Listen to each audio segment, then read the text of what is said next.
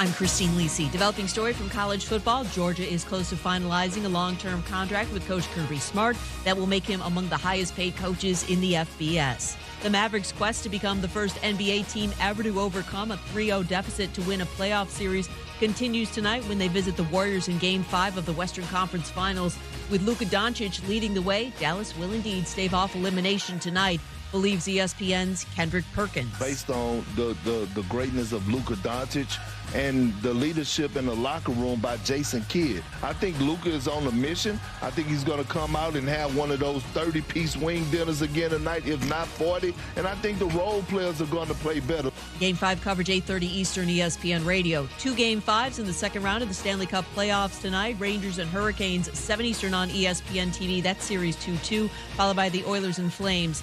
Edmonton up 3-1. NFL, Saints receiver Michael Thomas not yet taking part in OTAs, but the team does expect him to return from an ankle injury in time for training camp, according to Coach Dennis Allen. Feeling great starts with a great shave. And great shaves start with Barbasol Shaving Cream. And for a limited time only, capture your Barbasol Jurassic World collector cans before they're gone.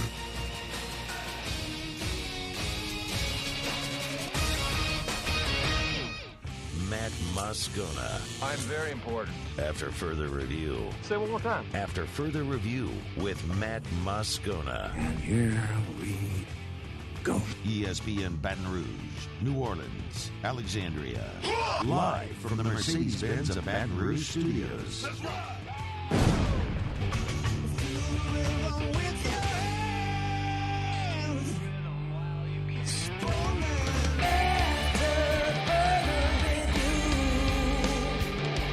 And off we go. Welcome aboard. Glad you're with us, AFR. Presented by the Aesthetic Medicine and Anti-Aging Clinics of Louisiana. Matt? Love you, Matt. Paul O'Neill. They're chanting Paul O'Neill's name. Muso. And Mr. Toby Tomplay.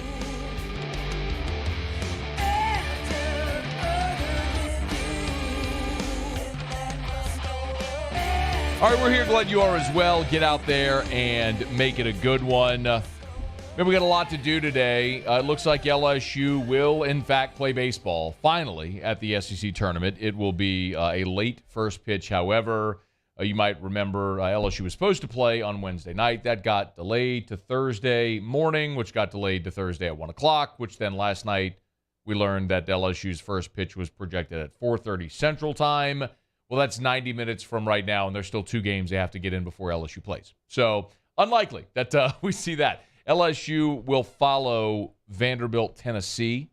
So right now, Texas A&M and Florida are underway. This is the 6th game of the tournament. They got a couple of games in yesterday. Of course, we told you Kentucky beat Auburn, so that's LSU's draw.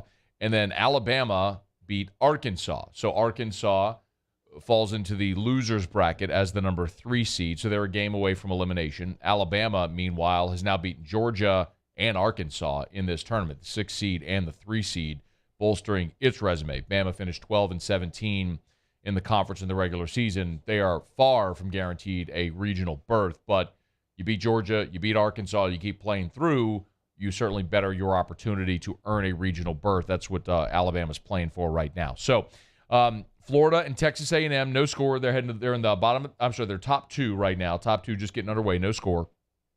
After this game, it'll be Vanderbilt against Tennessee, and then LSU Kentucky will follow. The LSU Kentucky winner will play the winner of Vanderbilt Tennessee. The loser will play the loser of Vanderbilt Tennessee. So they're continuing to fill out the bracket as such. All right, glad to have you aboard with us here. We are going to go to Hoover in about 10 minutes. Leah Vann of The Advocate is going to join us. She'll give us an update what LSU has been doing, what their practice schedule has been like, what they're doing today with the late start again, how they're managing. All that sort of stuff is coming up here in about 10 minutes from right now. And an hour from now, we'll talk to Luke Johnson of NOLA.com.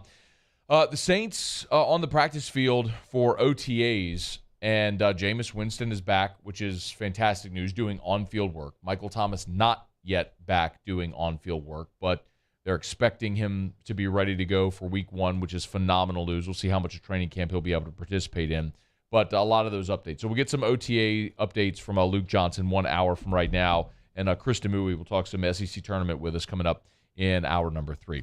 I'm glad to have you hanging out with us here. The other thing we did learn today is the a few more start times for LSU football. We know that the season opener against Florida State is going to be a primetime kickoff in the Dome on the Sunday of Labor Day weekend. And, of course, LSU fans always want night games in Tiger Stadium, and the SEC has done their dead-level best to try to honor that as they can.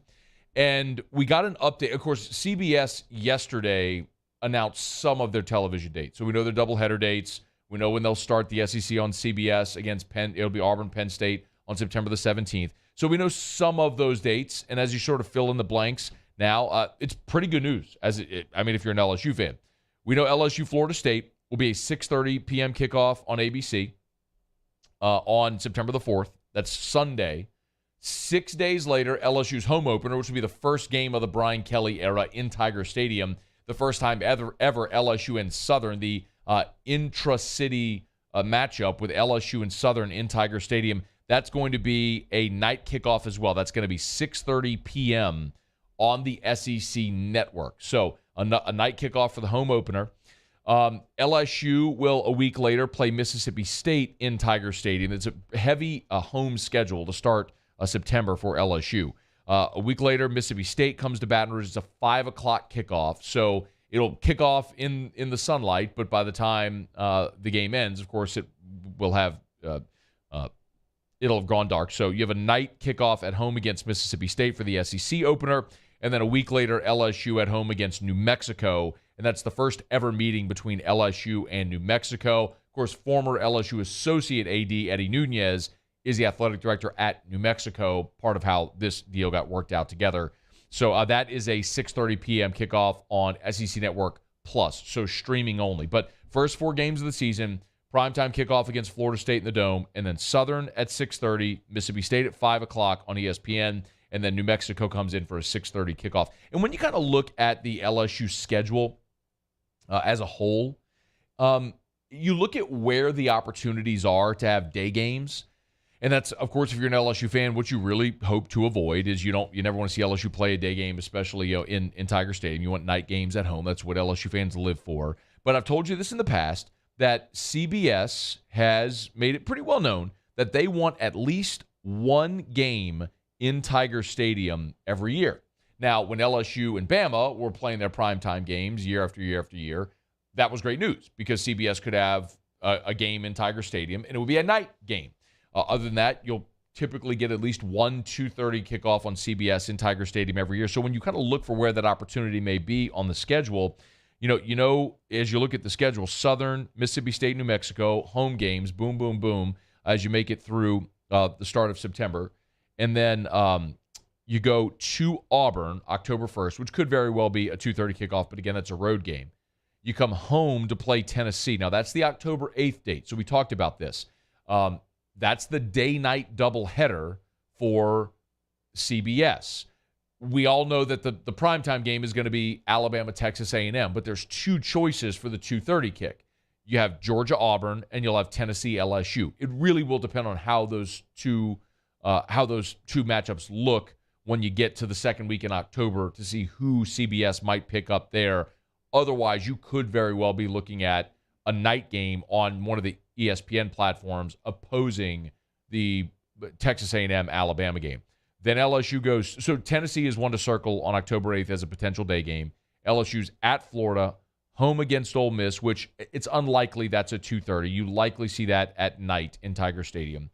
Then the Bama game is probably the one that I would say would be your best bet for a 2:30 on November the 5th. That will not be a primetime game on CBS. If CBS wants LSU Bama, they'll have it at 2:30. If not, you'll play a night game on one of the ESPN networks on November the 5th. Then you're at Arkansas, home against UAB, and at Texas A&M. So if you're looking at it, there's really 2 opportunities for LSU to play a 2:30 a day game in Tiger Stadium. It's October the 8th against Tennessee or November the 5th against Alabama. Those would be the 2 that I'd circle and say, if you're trying to avoid a day kickoff, those would be the 2 that you'd kind of have to tap dance around, but it's more likely than not that CBS is going to nab one of those, probably the Alabama game, as their 2:30 kickoff in Tiger Stadium. All right, it's after further review. course, our Thursday shows brought to you by the Aesthetic Medicine and Anti-Aging Clinics of Louisiana, Blue Bond in Baton Rouge, Ambassador Caffrey in Lafayette, and online at theantiagingclinics.com. Theantiagingclinics.com. Was there earlier today, as a matter of fact. They got great products as well, like you want medical grade tinted sunscreen. They got that for you as well. If you're heading to the beach, which we are tomorrow, go grab some from the Aesthetic Medicine and Anti-Aging Clinics of Louisiana. Blue Bond in Baton Rouge, Ambassador Caffrey in Lafayette, and online at theantiagingclinics.com. All right, we'll go around the SEC bottom of this hour, get you caught up on everything going on with the SEC tournament as we know it. Luke Johnson to start hour 2. When we come back, we'll head over to Hoover. Leah Vann of The Advocate will join us. We'll talk about what in the world LSU has been doing to fill the time since they've been twiddling their thumbs after sweeping Vanderbilt, waiting for an opportunity to get back on a field, which will happen tonight, long after the sun has gone down in Hoover, Alabama. So glad to have you aboard with us here. It's AFR. AFR. AFR is brought to you by Insurance Network of Louisiana. Better coverage for less money. 293-0450, 293-0450, or lainsurance.net. Don't just assume that you have great coverage. And I'll tell you, I'll jab them in the nose. Liberty Mutual, the prime offender. So many people. If you have your insurance with Liberty Mutual, I could not recommend highly enough that you call Insurance Network of Louisiana. It's not to say you don't have good coverage, but you're probably overpaying. Liberty Mutual gets you in at a low rate, and boom, boom, boom, they jack up the price, and before you know it, you blink, and you're overpaying for coverage you could get with a comparable carrier for much less. Call Insurance Network of Louisiana. Let them shop independently for free to get you better coverage for less money. 293-0450, 293-0450. I did this process 10 years ago, and I've been thrilled. 293-0450 or online at lainsurance.net, lainsurance.net. Bayou Chrysler Dodge Jeep Ram has $5,000 off the new 2022 Wagoneer. We have Wagoneers in stock with $5,000 off. All new Bayou Ford vehicles come with a 1 million mile powertrain warranty. The crew at Bayou is going to do right by you. My own people call me an Uncle Tom. I play music. Been wined and dined by royalty. Trying to bring people together. All people. But regardless of all that kind of stuff, I'm still Louis Armstrong. Here's the man you're waiting for, the king of jazz, Louis Satchmo Armstrong.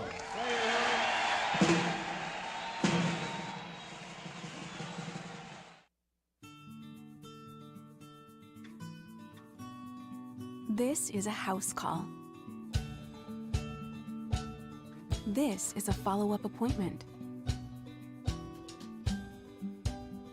This is a diabetes checkup. This isn't just more convenient care, it's more advanced care. This is innovating healthcare at Louisiana's #1 hospital, Auctioner. Crime has serious consequences, but anyone can make a mistake. If you find yourself in trouble with the law, know that you have rights, and it's okay to demand them. The law offices of O.C. Brown are here to protect you and your rights. Felony or misdemeanor, DUI or drug charge. No matter what crime you're accused of, you still have rights. Let the law offices of O.C. Brown uphold them. Call 225-343-1111. Your law firm for a lifetime.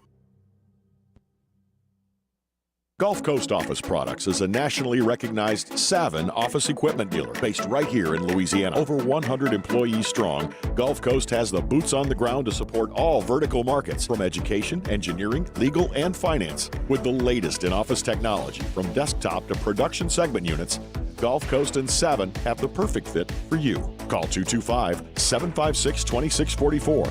That's 756-2644 for Gulf Coast Office Products. ServiceMaster Elite create clean, disinfected work environments. As a local business, we take pride in serving the New Orleans and Baton Rouge areas. Our cleaning protocols follow CDC and OSHA standards for healthcare settings, offices, senior living, restaurants, and industrial plants. Contact ServiceMaster Elite to get your operation ready for reopening with germ disinfection cleaning. ServiceMaster Elite, the trusted choice in professional cleaning since 1996.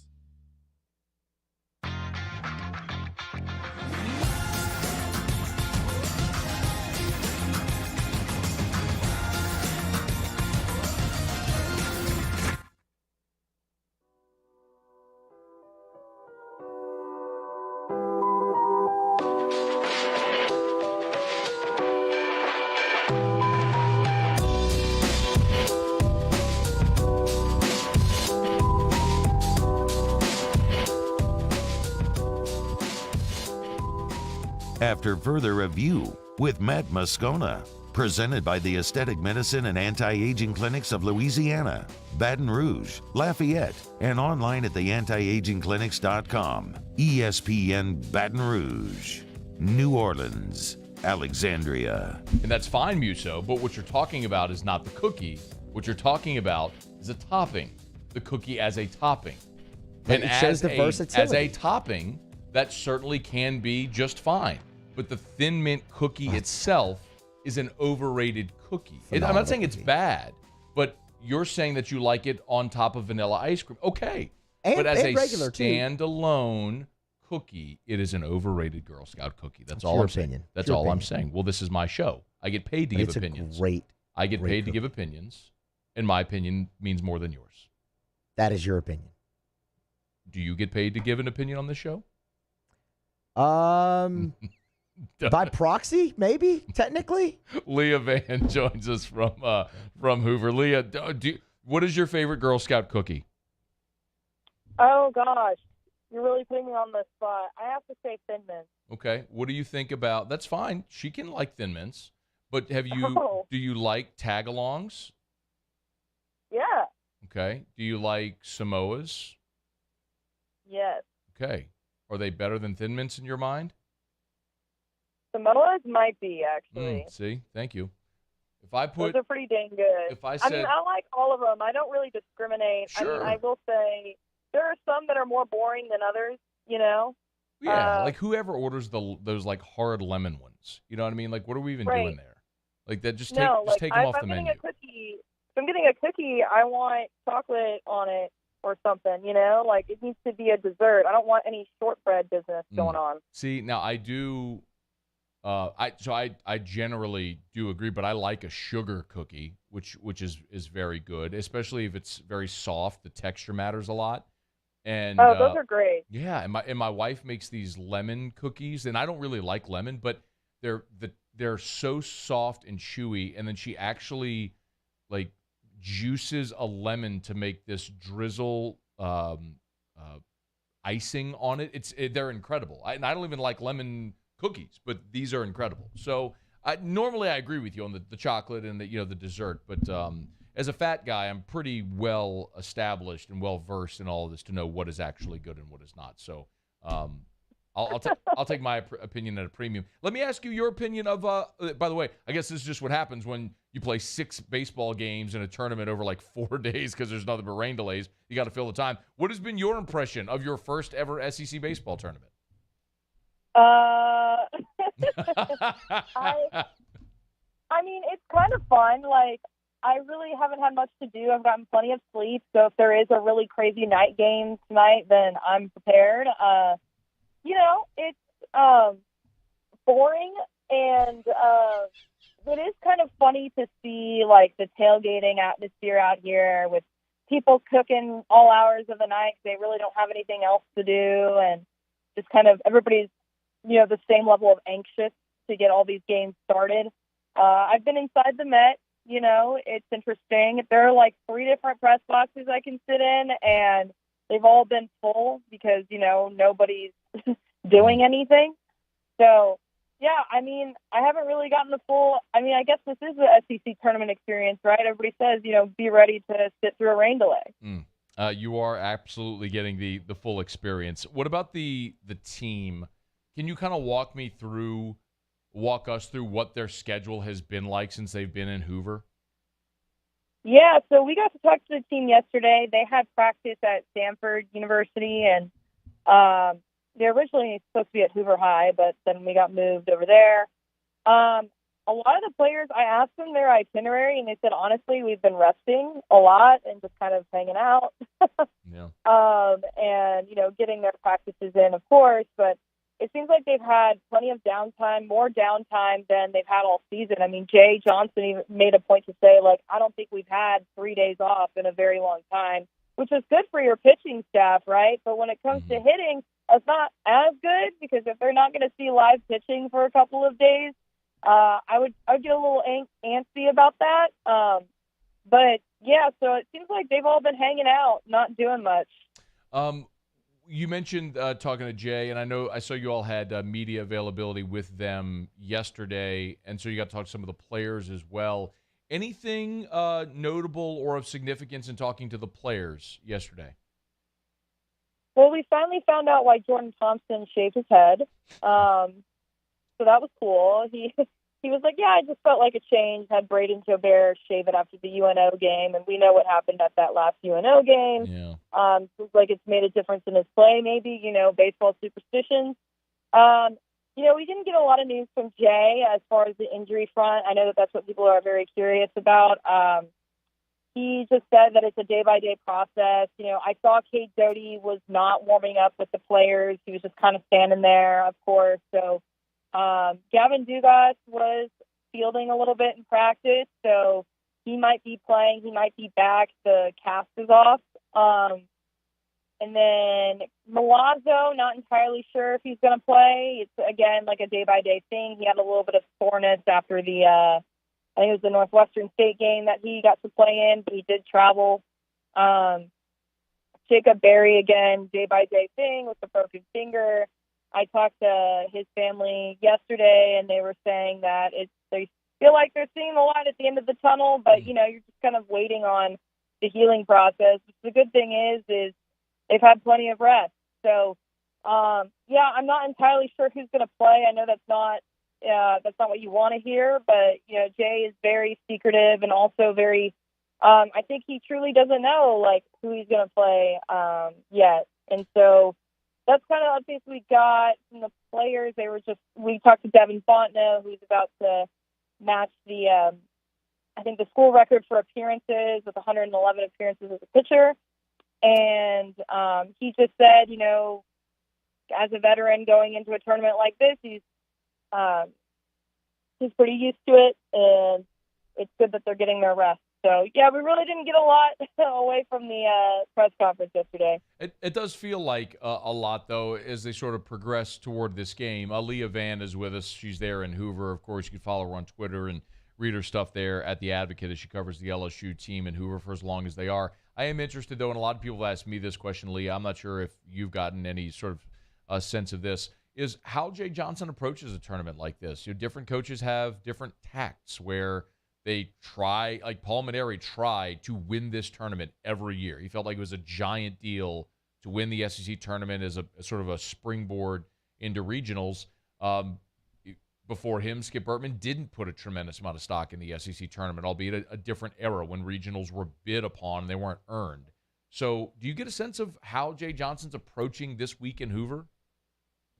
Yes, I think cautiously, but also with the intent to win. He is the kind of guy who doesn't like to lose, as we all know. He likes to take a game. The coach's cliche of, every game is important, every game's a playoff game, we take everything seriously. Okay, Jay. So I got the impression that, he wants to win, obviously, because that's the Jay Johnson we all know. But I think he also was saying, we want to make sure that the Cade Doties, the Jacob Berries are ready for postseason play, which is why when we were asking about injuries, he was kind of vague about it. So that gives me the impression that we may not see some of the best players in the lineup, just because I think he does have postseason on his mind. Now, that being said, I think he realizes that, you do probably need to win a game or two. I mean, losing to Kentucky, that's the thing, is Kentucky's number 54 in the RPI. So when you're looking at potentially hosting, which we think is going to happen now that the sweep of Vanderbilt, but, if they lose to a number 54 team in the RPI standings, that's not going to do them any favors. Of course, winning is not going to do that much, but I think you have more to lose from losing against Kentucky. So my guess is he's probably going to try to win, right? He's a coach who likes to win. And so that's my roundabout answer to everything. They're a lock to host, Leah. It's all good. What about, is anybody there talking about regional projections? Whenever you bebop around the press box and what the sort of scuttle is there among the media assembled? Yeah, I haven't seen a lot of the other media. Wait, say that again? I'm sorry. Say that again? I haven't seen a lot of the other media, the people that I usually the people that I usually hang with, like I was talking with some of the other media, like the A&M writer, the Florida writer, they're not here. The Vanderbilt writer is here, but she was up late the other night. The Arkansas writer's not here. So there's a lot of media that's not here. Wow. But yeah, so I do think that, I was at the press conference yesterday with all the other LSU, TV people, and they were asking about the regional projections and stuff because we're all asking. It's all on our mind. But, yeah, I think you've got like the Auburns and the Alabamas. Well, not Alabama's, but, Auburn is hoping to host. And, of course, they lost to Kentucky yesterday. They're number 11 in the RPI, so they're probably safe. And then you've got Texas A&M, which we all know is on edge to host because they skipped that midweek game and for RPI reasons. So there's that. And then you've got some other teams. Obviously, Tennessee's going to host, obviously, and then Florida and Vanderbilt are both very high in the RPI standings. So as far as, who's questionable to host, it's probably LSU, and I think Alabama's, trying to just get into the postseason. And, South Carolina lost out on their chances, really, it seems like. So, yeah, I mean, there hasn't been a lot of rumblings because I haven't really been around media because I haven't covered a game yet. That's so bizarre. So you went from Nashville straight to Hoover as well, yes? No, I actually stopped home in Baton Rouge for 2 days. Got it. Okay. Have you encountered the Vandy Whistler? Oh, my God. That's the perfect reaction. I mean, what a utter disgrace to college sports everywhere. And the funny one, the video that went viral, that's not even the one that bothers me the most. The one that bothers me the most is the one with the comb over hair and the mustache and the wife with the hairpiece. Oh. They were the ones that were sitting pretty close to the press box at Vanderbilt, and then the other one was kind of further down. I almost think there are 3 of them at this point because I do. And there's also the Vanderbilt clapper who wore football gloves and stood on top of the dugout and clapped and led a bunch of cheers. So all these people, which despite being a school that is not very good at sports except for baseball, they seem to have the most obnoxious fan base of all time. Yeah, they and don't. So I don't get it, man. It's just, I think there's something special about the piercing sound of a whistle. They double down on the one thing they're good at. But Vanderbilt has not always been good at baseball, and there will be a time again when they are no longer good. Hey, before you go, what's the RV lot looking like right now? Yeah, I'm headed over there, but yesterday the food was pretty dang good. I mean, these people know how to cook, and I guess, when you come to Louisiana, I know we're in Alabama, but it's the Louisiana fans that I see the most of, the LSU fans, you're just going to gain 10 pounds, and I feel like that's exactly what's going to happen to me at this tournament. She has not yet covered a game. She is finding ways to fill her days in Hoover, Alabama. She is Leah Vann. Y'all follow her on Twitter and make sure you read her stuff over at The Advocate. Thanks, Leah. We appreciate it. Thank you. Have a good one. You do the same. All right, it's After Further Review, brought to you by the Williamson Eye Center. 924-2020, 924-2020, or WilliamsonEYE.com. If you want to see 2020, call 924-2020. Our friends at the Williamson Eye Center, they'll take great care of you just like they did me and thousands of other residents of not only the capital region, but all of Louisiana. If you are listening or watching outside of Baton Rouge, you want to see the best, make that drive to Baton Rouge. 924-2020, 924-2020, or WilliamsonEYE.com. No matter your age or refractive issue, they can help you out at the Williamson Eye Center. 924-2020 or WilliamsonEYE.com. We got an update on Zion Williamson, which is fantastic news. We're going to get to that coming up right after the top of the hour. And we'll go around the SEC. And Steven Tyler spent how much money on cocaine? That's next. AFR. AFR. Take 60 seconds. Remind you about the Baton Rouge General Hospital. 924-2020. Nope, that's not their number. brgeneral.org.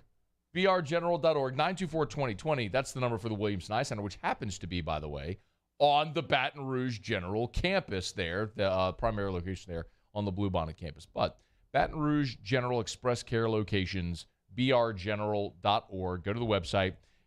3 Express Care locations. This is walk-in urgent care 24/7. That's there, or 7 days a week, I should say. for the Baton Rouge General Express Care locations. You think I'm ready for vacation? I'm just stumbling my way through this live read. What you should know, though, is that the Baton Rouge General is awesome. Dutchtown, Nicholson, Highland, no wait right now. You can check wait times or check in online at the app or online at brgeneral.org. brgeneral.org for the Baton Rouge General Express Care locations. 3 locations in the greater Baton Rouge area. brgeneral.org. Come on over to Corval Toyota to pre-order your next vehicle. It's an easy and stress-free process. Browse, reserve, pick up, and enjoy. It's that simple. So come on down to Happy Town. That's Corval Toyota in Opelousas, Happy Town, USA.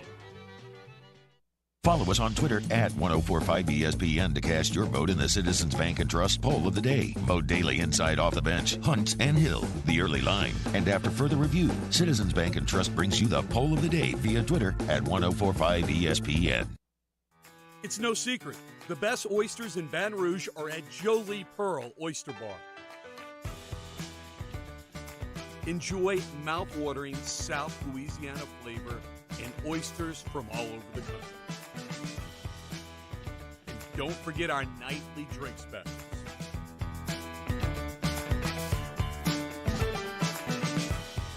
Jolie Pearl Oyster Bar, located in downtown Baton Rouge. This isn't just another day. It's so much more. Kelly's life was put on hold when her auctioneer primary care doctor discovered a rare blood disorder. Her doctor connected her to an auctioneer care team of cancer, heart, and kidney specialists. With multiple primary care locations around Baton Rouge, same-day appointments, and online scheduling, we're relentless about keeping you healthy. Auctioneer Baton Rouge, innovating healthcare for Kelly. If you're in an accident, a car accident, a slip and fall where you're injured, you need to call an attorney. The defendant insurance company, it's their goal to close the case as quickly as possible and pay out the least amount of money as possible. That's why it's important to call an attorney and call the law offices of O.C. Brown. At the law office of O.C. Brown, we're a family-owned firm. We want to be your law firm for a lifetime. Eli's always been into grilling. It took us a while to see it, but the signs were there. What are you doing, Eli? I knew grilling was my thing. I have been talking about it throughout my career. Happy with the results? I am. Got the new grill from barbecueguys.com. It performed great. My advice, as I always told my boys, do more of what you were born to do.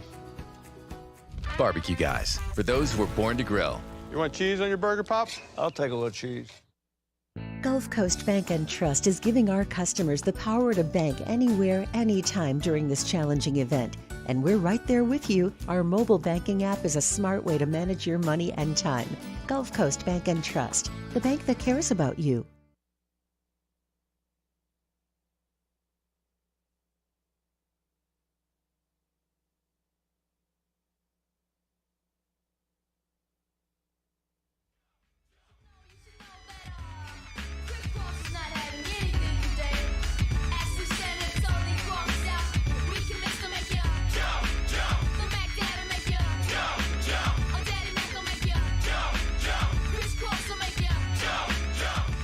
After further review with Matt Moscona, presented by the Aesthetic Medicine and Anti-Aging Clinics of Louisiana, Baton Rouge, Lafayette, and online at theantiagingclinics.com. ESPN Baton Rouge, New Orleans, Alexandria. Could any other era produce 12-year-old rappers?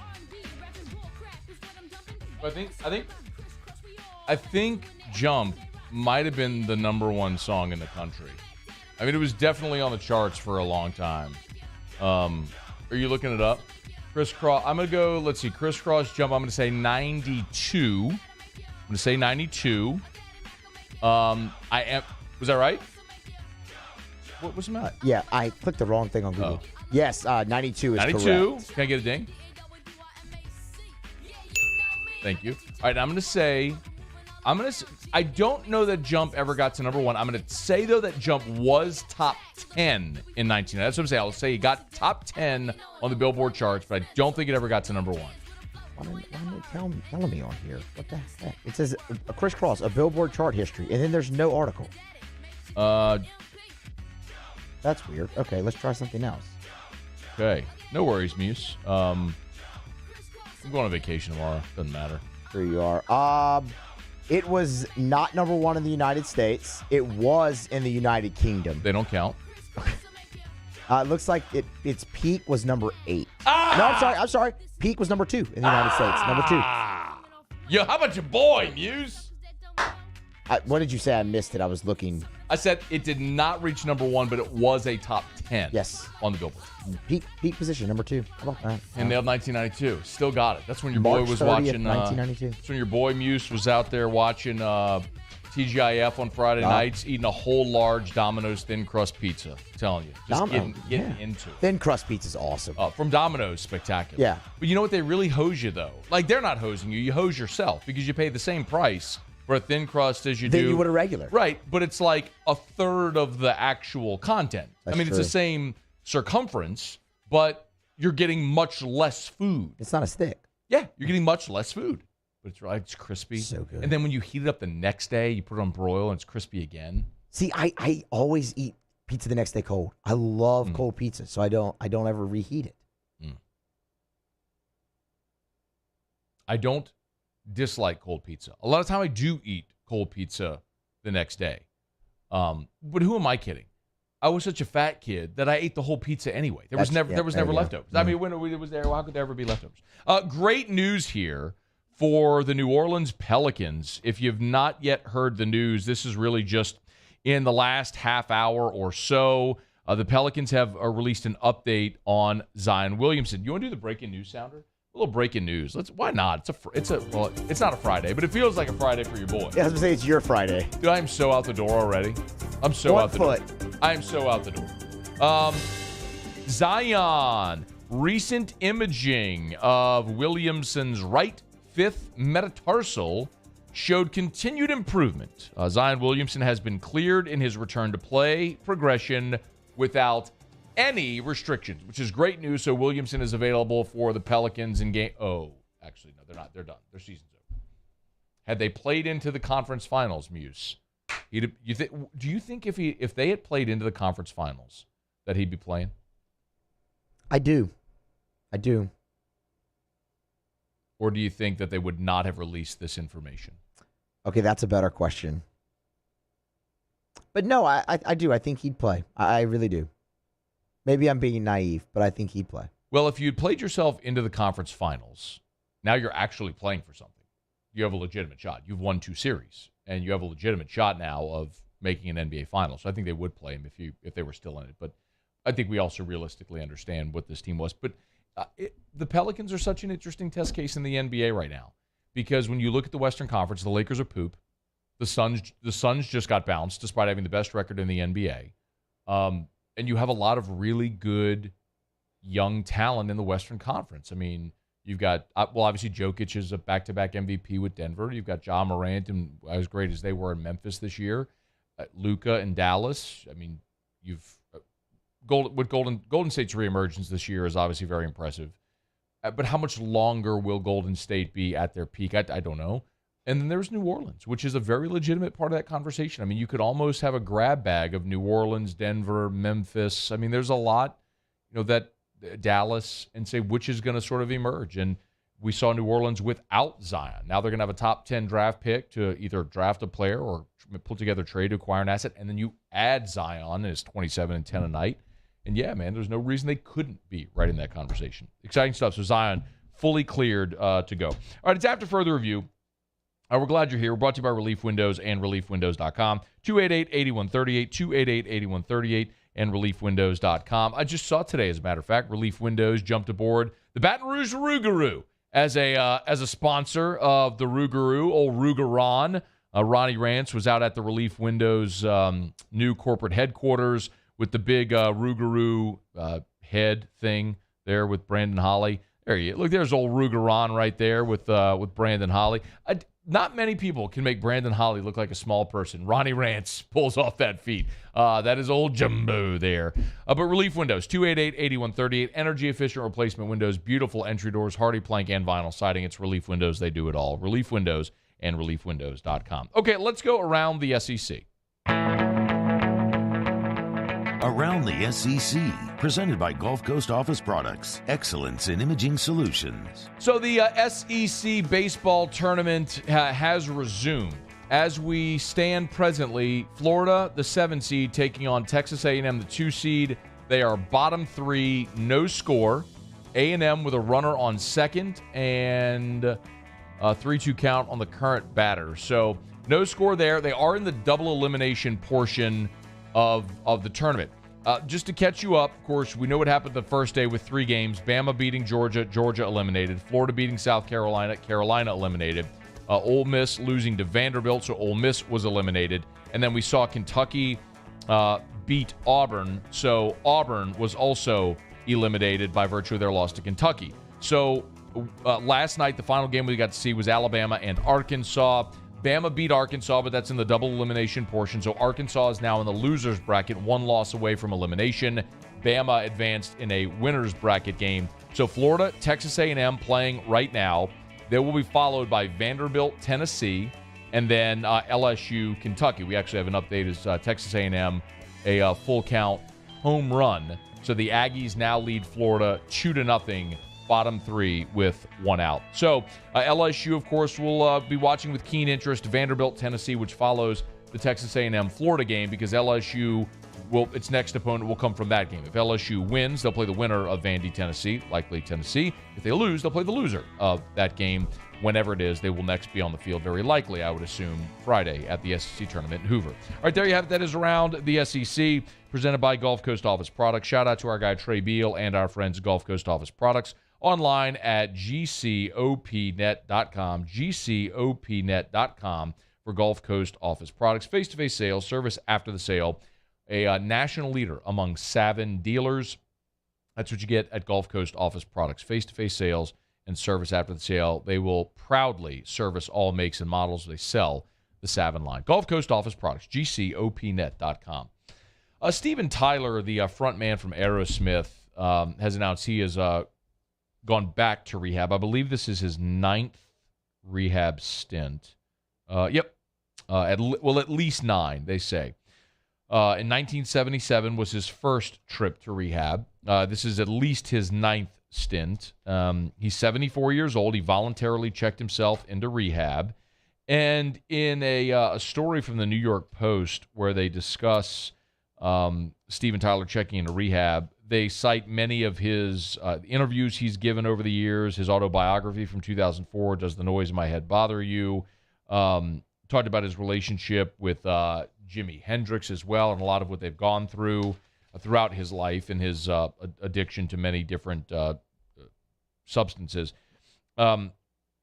This New York Post story writes, the party has not come cheaply. Besides a physical toll, Tyler once lost consciousness during a performance, and no less than the Grateful Dead's Jerry Garcia deemed Aerosmith the druggiest band in the business. There has been a financial one. Steven Tyler once estimated that he'd blown $6 million on cocaine in his lifetime. And that does not include what he spent on other substances, such as heroin, weed, and methamphetamine. $6 million on cocaine. Steven Tyler spent more on cocaine than the Saints spent on Jarvis Landry. How does one arrive at that estimate, though? Probably the same way that Wilt Chamberlain arrived at the estimate that he had slept with 20,000 women. You just do partner a day, how many days in the year for how many years, and you just ballpark it like that. $6 million. $6 million. Now, Steven Tyler did say in an article as well that he first started getting high when he was 16 years old. So what's more amazing than the $6 million is the fact that the man is still alive. When you're 74 years old, it's almost like, I wonder if, and Muse, you would be more apt to speak about this than I would. I don't even know how, I would think if you're Steven Tyler and your body for 60 years has become so addicted to the substance, if you stop taking the substance, I feel like your body would shut down and die. It's so in need of that substance. You definitely have withdrawals, that's for sure. Well, I mean, of course, you know a lot about that. I mean, so I would take your word. No, that's just common sense. Right. Like what you're saying, I mean, if you need it that much, I mean, you definitely have something there. Yeah, definitely. Speaking in absolutes, Paulie, it makes sense. I mean, someone who knows a lot about being inebriated, speaking in absolutes. Absolutely. Of course. Now you're going to try to turn me into a cocaine fiend? No, just someone that's a substance addict, like you are with weed. I'm not. Getting awful defensive over there. I mean, you grab the mic, speaking with a lot of authority. I just asked like an how authority he figure. arrived to that estimate. That's a rather specific estimate. Well, how do you think he got there? I don't know. That's why I asked the question. For all we know, he could have just been high when he was doing that interview and pulled that number out of thin air. I don't know. That's why I was asking. Is that what you do when you're high and you do interviews? I don't get high, so I wouldn't, and I don't do interviews, so I don't know. I do interviews. I just don't get high. I don't know. Paulie, he sounds a little flustered. He does. Can you see if there's anything over there, Paulie? He's good right now? He's good right now. Okay. Give it another 30 minutes. Right, you know what I mean? Gotcha. Yeah. Glad you're back, Paulie. Thank you. It's AFR. We'll wrap up hour number 1 next. AFR. AFR is brought to you by Clegg's Nursery. Buy local, shop local. For more than 60 years, Clegg's Nursery has served the greater Baton Rouge area. You know the 4 locations. Sigourney Airline, LA 16 in Denham, Mid-City on Donmore, and the Garden Center on Greenwell Springs. Spring has sprung and summer is here, y'all. Summer is here, and it is the perfect time to get by Clegg's Nursery. If you want to get into that lawn and get rid of all those weeds, they've got the weed killing cocktail for your lawn. You want to add a pop of color to your flower beds, to your patio pots. Nobody has the selection that Clegg's does, as their full greenhouses with truckloads of plants and flowers arriving every single day. Any of the 4 Clegg's Nursery locations. And remember, Clegg's is partnered with True Value Hardware Store, so anything you'd find at a True Value Hardware Store, you'll also find at Clegg's Nursery. So buy local, shop local, and tell them Matt sent you in. The Clegg's Nursery. Bayou Ford has the new inventory to get you in a new Ford truck or SUV today, or customize your next vehicle just the way you want it. All new Bayou Ford vehicles come with a 1 million mile powertrain warranty. The crew at Bayou Ford is going to do right by you. And this year, 2022, it's time to finally treat yourself. Bring your boat to the next level with front-to-back boat service. You want the latest and greatest marine technology? You want to go to the place that has not 1, but 2 NMEA certified techs. Family owned and operated by the Sherman family for 30 years. Front to Back is the answer in Baton Rouge for all of your custom boat needs. So head to fronttobackboatservice.com or find them on Facebook, Front to Back Boat Service.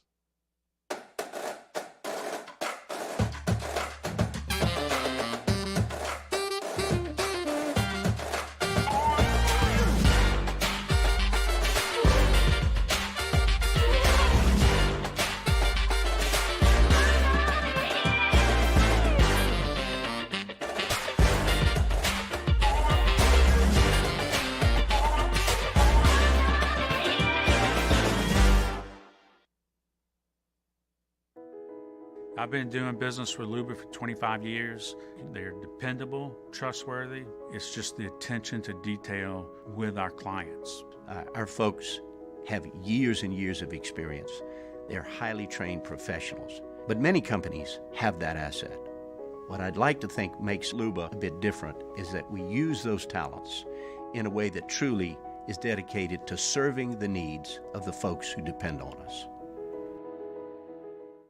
Are you a licensed contractor? There's lots of good contractors in Louisiana doing work the right way, but unfortunately, too many unlicensed contractors are working outside the licensing requirements. Working as a contractor in Louisiana requires a license for the company doing the work. The Louisiana State Licensing Board for Contractors wants to help you get licensed to allow you to conduct work legally. It's not difficult to get the license. We can help you. Go to lacontractor.org for more information.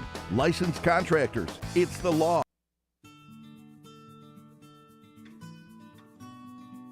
This is a house call. This is a follow-up appointment. This is a diabetes checkup. This isn't just more convenient care, it's more advanced care. This is innovating healthcare at Louisiana's #1 hospital, Auctioner. If home is where the heart is, a roof is a shield. That's why for over 25 years, South Louisiana always turns to Garcia Roofing and Sheet Metal. For more information, visit Garcia.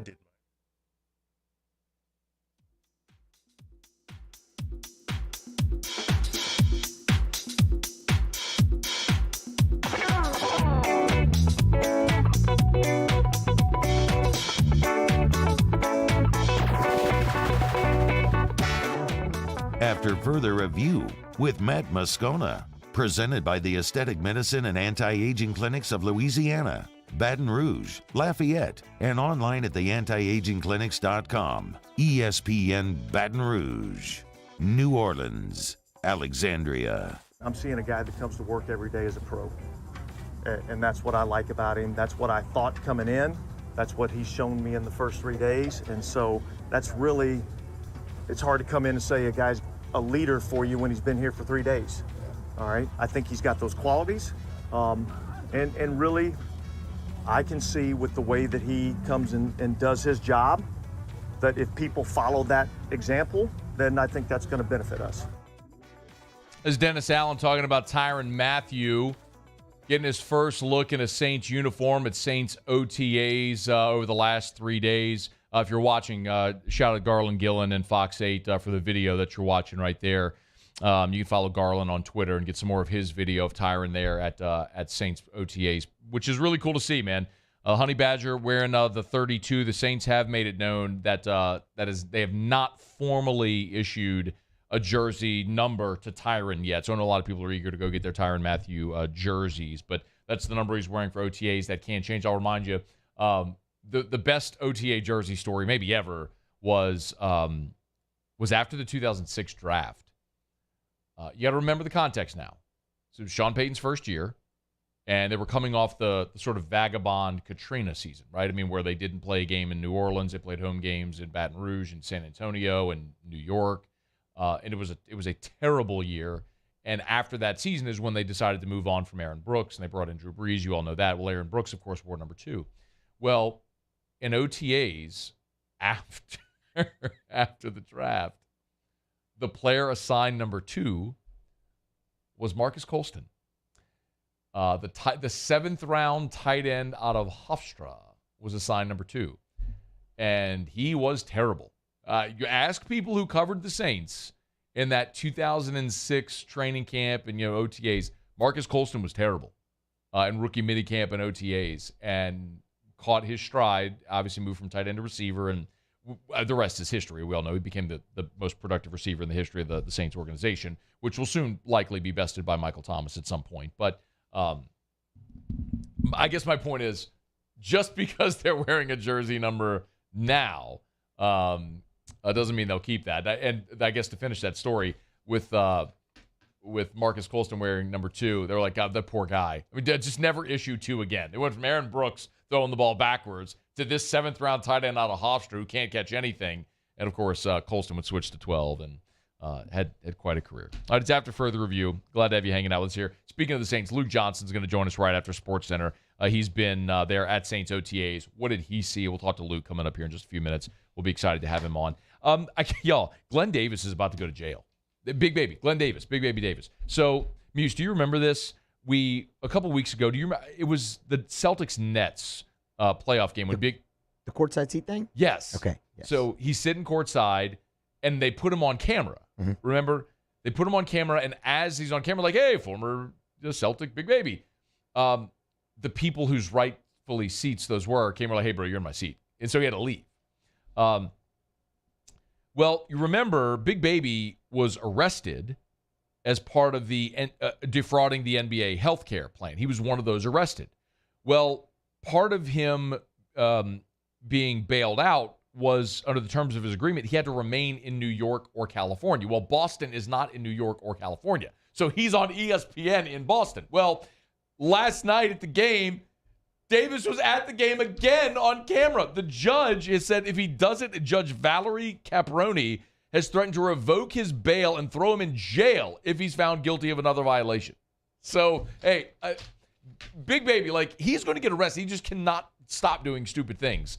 And now Jake Paul, the YouTube fighter, is recruiting Big Baby for a fight on his next boxing card in August. Like, good for him if he can get broke off for doing something like that. But, man, when trouble keeps finding you, sometimes it ain't the trouble. Sometimes it's you. All right, Luke Johnson talking Saints OTAs coming up next. AFR. Man, I love telling you about GMFS Mortgage. They have just helped so many, literally hundreds of thousands of Louisiana residents since they opened their doors 23 years ago. GMFSmortgage.com. And I'm in that number. When Erica and I got married, we financed our first home. We used GMFS. Doug Bickley was amazing then. When Drew came along and we needed a little bit more home and it was time to upsize, we sold that home and bought our second. We financed through GMFS again. And a little more than a year and a half ago, whenever interest rates were so low, and I told you all for months and months and months, take advantage of these historically low rates, we did the same thing. And we refied our mortgage and we got down into the twos. GMFS Mortgage. If you're buying, if you're building, if you're refinancing, maybe you want to do a cash out refinance to maybe renovate your home or build that outdoor kitchen or whatever it may be, GMFS Mortgage can help. GMFSmortgage.com. GMFSmortgage.com for 23 years. GMFS Mortgage, changing lives. There it is, the extra mile, on the border of expected and extraordinary for those willing to go further, like vans customized for work or play, with safety and tech to keep you connected, supported by a 5-star sales, service, and finance team, and backed by the 1-star you know. So go the extra mile. It's never crowded, because so few have what it takes to go there. Mercedes-Benz Vans. Crime has serious consequences, but anyone can make a mistake. If you find yourself in trouble with the law, know that you have rights, and it's okay to demand them. The law offices of O.C. Brown are here to protect you and your rights. Felony or misdemeanor, DUI or drug charge. No matter what crime you're accused of, you still have rights. Let the law offices of O.C. Brown uphold them. Call 225-343-1111. Your law firm for a lifetime. Gulf Coast Office Products is a nationally recognized Savin office equipment dealer based right here in Louisiana. Over 100 employees strong, Gulf Coast has the boots on the ground to support all vertical markets, from education, engineering, legal, and finance. With the latest in office technology, from desktop to production segment units, Gulf Coast and Savin have the perfect fit for you. Call 225-756-2644. That's 756-2644 for Gulf Coast Office Products. ServiceMaster Elite create clean, disinfected work environments. As a local business, we take pride in serving the New Orleans and Baton Rouge areas. Our cleaning protocols follow CDC and OSHA standards for healthcare settings, offices, senior living, restaurants, and industrial plants. Contact ServiceMaster Elite to get your operation ready for reopening with germ disinfection cleaning. ServiceMaster Elite, the trusted choice in professional cleaning since 1996. It's no secret, the best oysters in Baton Rouge are at Jolie Pearl Oyster Bar. Enjoy mouth-watering South Louisiana flavor and oysters from all over the country. And don't forget our nightly drink specials.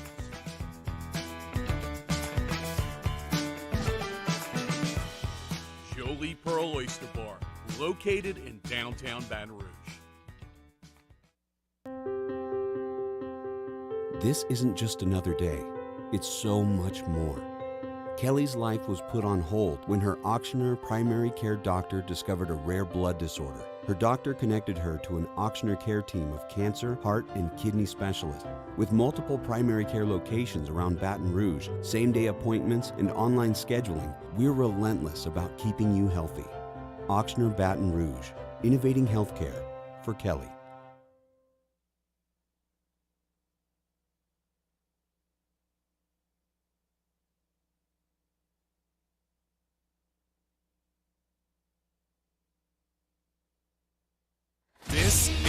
Sports Center. I'm Christine Lisi, breaking NBA news. Pelicans power forward Zion Williamson cleared to go through off-season workouts unrestricted this summer as he prepares for the upcoming season. He missed all of last season with an injured foot. Georgia close to finalizing a long-term extension with football coach Kirby Smart. It'll make him among the highest-paid coaches in the FBS. The Warriors tonight have a chance to end the Mavericks season and advance to the NBA Finals for the sixth time in 8 years. Golden State up 3-1 can close out the series tonight, believes First Take host Stephen A. Smith. I think that the Warriors are going to be able to score with relative ease. Luka Doncic probably going to have 45 tonight, for crying out loud. Wouldn't surprise me at all. I'm just saying it ain't going to be enough because regardless of how much the Golden State Warriors have struggled in my eyes, they're going to do enough to beat the Dallas Mavericks. Game 5, 8:30 Eastern, ESPN Radio. Tonight's second-round Stanley Cup playoff doubleheader. 2 Game 5s, Hurricanes, Rangers, 7 Eastern, ESPN TV, followed by Oilers at the Flames. Think O'Reilly Auto Parts for all of your car care needs. We're close, convenient, and known for our guaranteed everyday low prices and excellent customer service from professional parts people you can trust. Stop by your local O'Reilly Auto Parts today. O'Reilly Auto Parts. Better prices every day. Matt Moscona. I'm very important. After further review. Say it one more time. After further review with Matt Moscona. And here we go. ESPN Baton Rouge, New Orleans, Alexandria. Live from the Mercedes-Benz of Baton Rouge studios. Let's ride.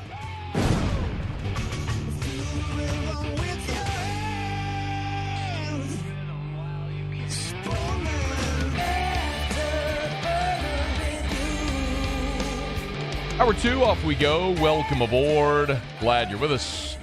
AFR, presented by the Aesthetic Medicine and Anti-Aging Clinics of Louisiana. I'm Matt. I am sweating. Paul O'Neill. They're chanting Paul O'Neill's name. Musu. And Mr. Toby Tomplay.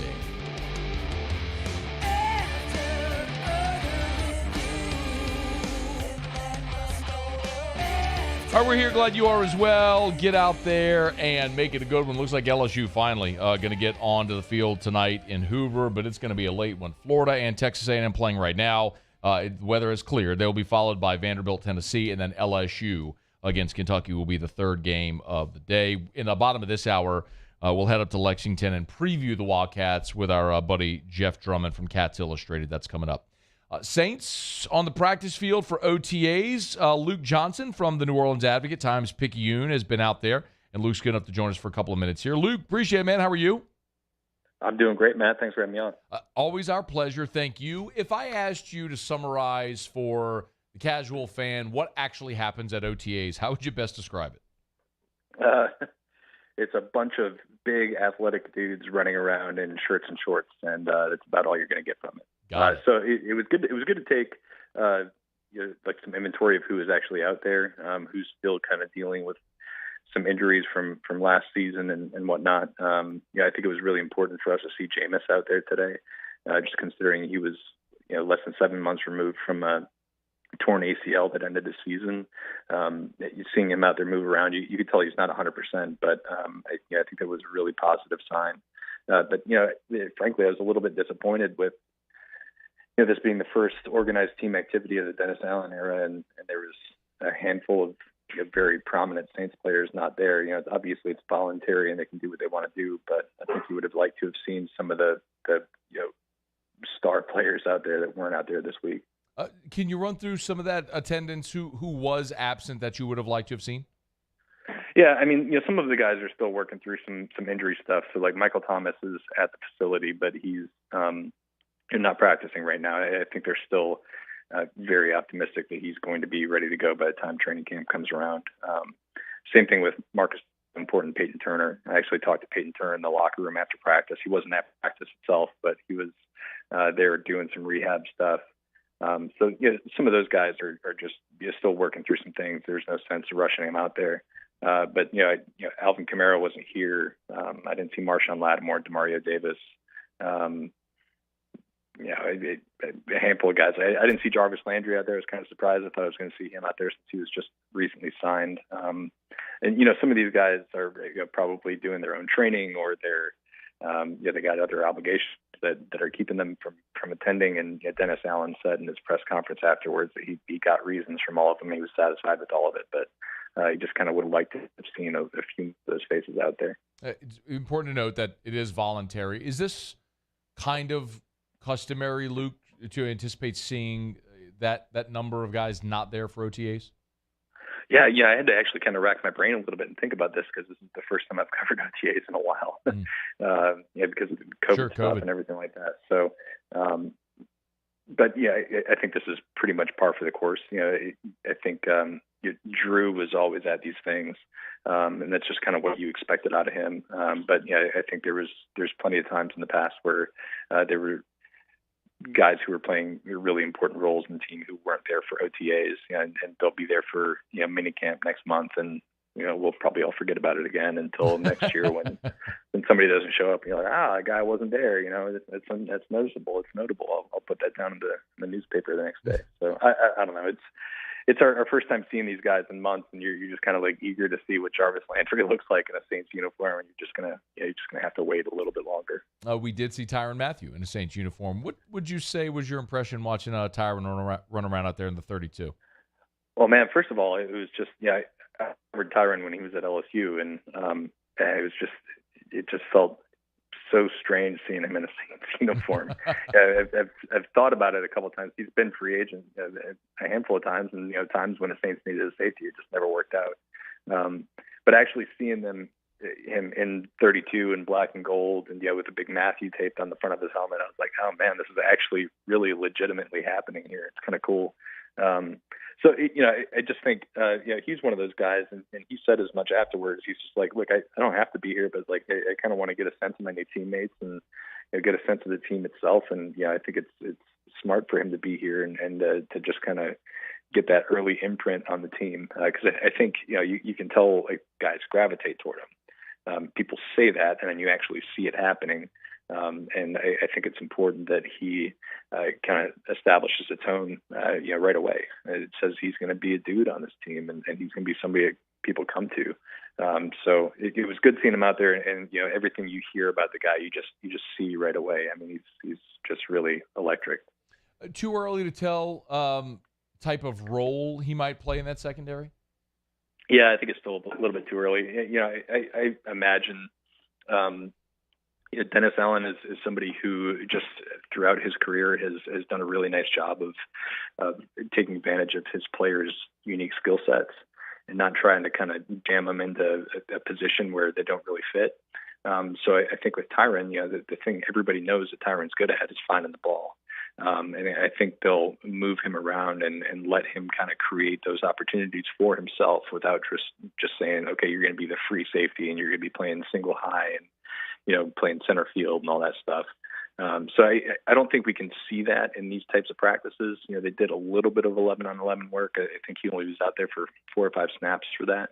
But it's still like this is just like basic stuff that they're doing out there. And I think we'll get a much better sense of what he's going to be in this defense as this preseason kind of ramps up. Couple more minutes here with Luke Johnson of the New Orleans Advocate, of course, Times Picayune. He's on Twitter at @ByLukeJohnson. Rookies, that's always interesting. Of course, they had rookie minicamp now, kind of blended with the veterans as well. Any observations with the young guys running around? Yeah, I think first of all, like Trevor Penning kind of stands out because he's a really big dude. I mean, they have a lot of big offensive linemen, right? You have to be a giant man to play that position in the NFL, but like he's really like an imposing physical specimen out there. And we didn't really get a chance to see, obviously they're just in shirts and shorts. So you don't really get a chance to see what they look like in like a live one-on-one type of setting. But he looks the part. And he's a really good athlete from what I could see. And I think it's going to be really good for him having somebody like Doug Marrone there to kind of show him the ropes, and Ryan Ramczyk on the other side. Like he's coming into a really, really good situation, I think. And I think if they can kind of get the most out of his obvious physical traits, I think he can be a really good player. And then, Chris Olave is just kind of like everything you think he'd be. He looks really, really polished out there. I mean, he's kind of already running with the ones, which is kind of what we're expecting. But there's no Michael Thomas or Jarvis Landry out there, so you don't know exactly what it's going to look like. But I mean, he looks like he belongs with all the veterans. It's kind of like exactly as advertised with him. So, yeah, I really like what they got in those two players. I think I still need to see a little bit more of Alontae Taylor and kind of see what type of role they're going to play him in. But he's another guy who looks the part.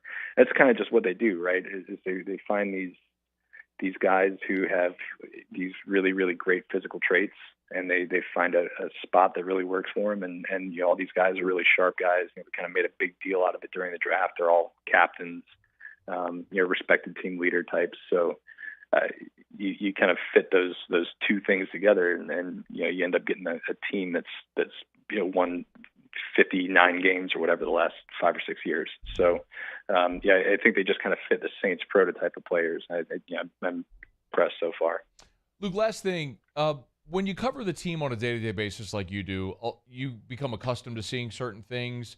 And so when something's different or stands out, good or bad, it's just going to be more evident when you see someone every day.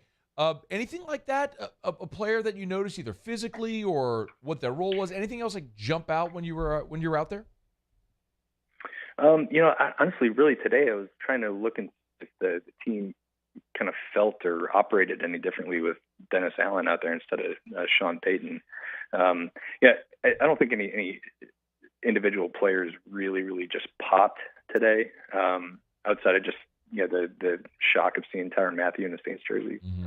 But the interesting thing I thought was that the whole operation just seemed very similar to what they've done in the past. There didn't seem to be any big changes. They kind of ran practice the same way. Dennis Allen got the whole group together a couple times and talked the same way Sean Payton did. And everything was kind of running at like a really kind of breezy clip throughout practice. They were kind of moving around and going from station to station and kind of always moving. So, that was really the thing I was looking out for today. And I was kind of surprised just to see that it didn't really look much different with a new coach at the helm. And I wonder how much that kind of keeps up as this thing keeps going on and as the season gets closer. Off-season continues, heading toward training camp and the start of the first year post Sean Payton down in New Orleans. Luke Johnson will be covering it all there for the New Orleans Advocate. Of course, Times-Picayune. He's on Twitter at @ByLukeJohnson. Be sure to give him a follow. Luke, we appreciate it, man. Thanks so much. Have a great weekend. Yeah, my pleasure, Matt. You do the same. Enjoy your vacation, man. I will do it, man. We appreciate it very much. Great stuff from Luke, as always. Great writer as well. Would highly recommend you read Luke's stuff if you don't already. All right, it's after further review. We'll knock out a quick break. Bottom of this hour, 17 minutes, we're going to have to Lexington. We'll preview the Kentucky baseball team with our buddy Jeff Drummond from Cats Illustrated. So LSU did not play Kentucky in baseball this year. So what can we expect when they finally get on the field tonight at some late hour? We'll find out in about 17 minutes from right now. Stick around. It's AFR. AFR. Rouse's is the official supermarket of LSU athletics and the official supermarket of the New Orleans Saints. So if it's game day or any day, always get by Rouse's. Locations all over the state of Louisiana. You can find that location nearest you at rouses.com, rouses.com. We shop at Rouse's, love Rouse's. If it's going to get groceries, things even like formula for Drew or our everyday needs that you'd find at a grocery store, or if it's something like Sunday after church, we pop in. We love to go over to the market side of it, and we love to go get the brisket and the sides that we love to do for lunch or dinner, grab-and-go options, sushi and seafood. They've got it all at Rouse's. If you're throwing a party, they've got all your party trays and desserts, and, of course, a great selection of local craft beer, all the domestics, large wine, and liquor selection as well. That is at Rouse's, where they have delivery and pickup options also. So order on the Rouse's app or at rouses.com. They'll bring it out to you. It's Rouse's, where this feels like home. At All-Star Toyota, you get it all. If you're in the market for an all-new Toyota vehicle, come see our friendly and knowledgeable sales team at All-Star Toyota. Located in Baton Rouge at the corner of Airline and Goodwood, we've been serving our community since 2005 by offering a large selection of new Toyota cars, trucks, and SUVs. Get behind the wheel of your dream car and take a test drive at All-Star Toyota today.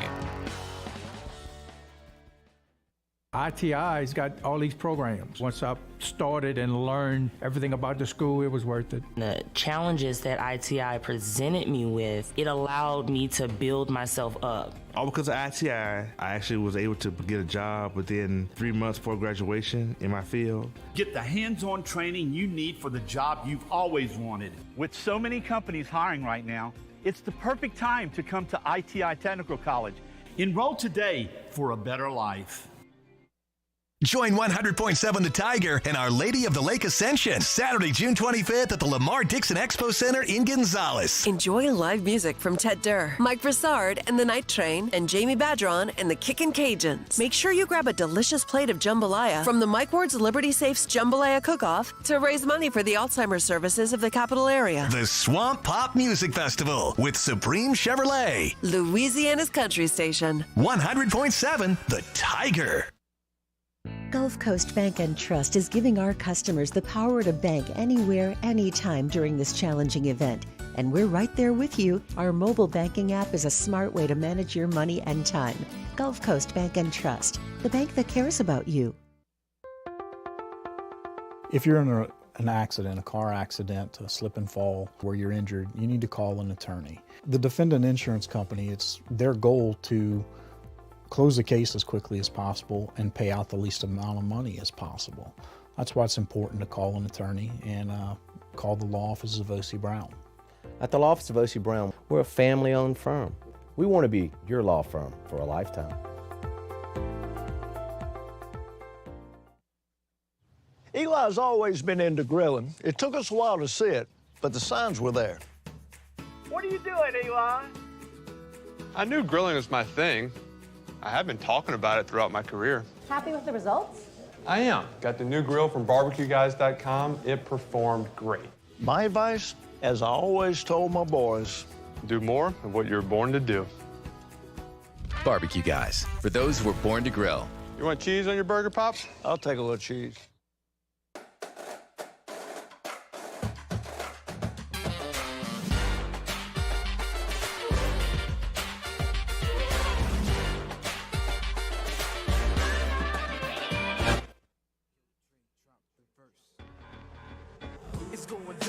To Black Street, the homies got at me, collab creations, bump like agony, no doubt. I put it down, never slouch. As long as my credit can vouch, a dog couldn't catch me. Say out. Tell me who could stop with Dre making moves, attracting honeys like a magnet. After further review with Matt Moscona, presented by the Aesthetic Medicine and Anti-Aging Clinics of Louisiana, Baton Rouge, Lafayette, and online at theantiagingclinics.com. ESPN Baton Rouge, New Orleans, Alexandria. Mark Cuban is ripping the NBA. Well, let me rephrase. I don't want to make that, I don't want to overstate that. But Mark Cuban has looked at these NBA playoffs, which have really not been, the games themselves have not of late been really competitive past that first round. And you're starting to see, quite honestly, just a lot of blowouts and a lot of players that are tired, and injuries have obviously been such a big part of this Miami and Boston series, and Luka Doncic has obviously faced injuries as well. And Mark Cuban's blaming the play-in tournament. So he went to Twitter and said, as fun as the play-in tournament was, it led to playoff games being played every other night, which raises the question of whether that has led to teams being tired and possibly injured. We can't extend the last day because of TV.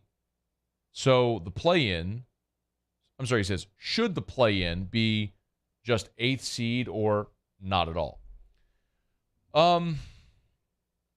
He brings up a really good point, a very fair point.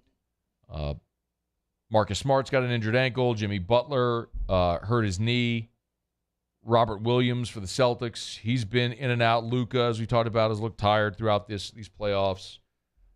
So that's a very legitimate point. And when you have older teams, we mentioned when you have Phoenix with an older Chris Paul, it's very evident. Chris Paul at the end of the last series in the conference semis was just wasn't a very good player by the end of that series. So I guess the counter argument is, well, be better in the regular season and don't have to fool with the play-in. But then you look at Phoenix, they didn't have to go in the play-in and still got bounced. I think Adam Silver has been very adamant that he wants the play-in, that he likes the play-in. Clearly, it is generated. Look at New Orleans. I mean, New Orleans is the poster child for the benefit of the play-in, aren't they? I mean, if there were no play-in opportunity, then the final 2 months of the season for New Orleans would have been completely irrelevant. But you were fighting for a play-in, and you were also keeping an eye on the Lakers because of that draft pick. So it bred a lot of interest from markets that otherwise would not have been involved. So it's a little bit of a double-edged sword. And the challenge, though, is that you do normally have a bigger gap between each series. And typically, when a team travels to an away arena for games 3 and 4, there's an extra day rest included. And now it's travel, play, travel, play, travel, play. And that can wear down. We talk about this often. And you've had enough pro athletes and former pro athletes on this air over the course of the years that have told you the most underrated part of being a professional athlete that people don't consider is the travel, and especially in the NBA. Now, in Major League Baseball, you play 162, so you are traveling far more. I mean, you are on a plane far more. But in the NBA, you are talking about these dudes that are these giant humans cramming into a plane and zigzagging across the country. It does take its toll, a physical toll on these guys with all the travel. So Mark Cuban may have a point. I don't know that I really have a great answer other than you have to build in more rest days in the playoffs, and that will drag the playoffs on longer. We've talked about it. And it's already a very long playoffs. Or maybe we're just overreacting. I mean, Marcus Smart's rolled ankle, I don't think had anything to do with the play-in game or travel. I mean, he went up for a rebound, he came down awkwardly, and a dude landed on him. I mean, that happens. So I don't have a great answer other than I think the play-in's here to stay. So unless if they can build in additional rest days, there's probably no great answer, and it's going to continue to benefit younger teams with fresher legs. So Mark Cuban's a smart guy, man. It's so interesting how I think perception around Mark Cuban has changed since he's become a reality TV star, because as collectively we've gotten to know him as a very business-savvy entrepreneur doing the Shark Tank thing and everything, you realize he's not just a dude that made a bunch of money in the tech game as a young guy, now is just a billionaire, blowing it, wearing a T-shirt, sitting courtside at the Mavs games because he bought the team. He's a super smart dude. I mean, the way he runs and operates companies, he's just a very intelligent man, very business savvy. It's why he's had the amount of success he has. And so when he speaks, I think you tend to listen.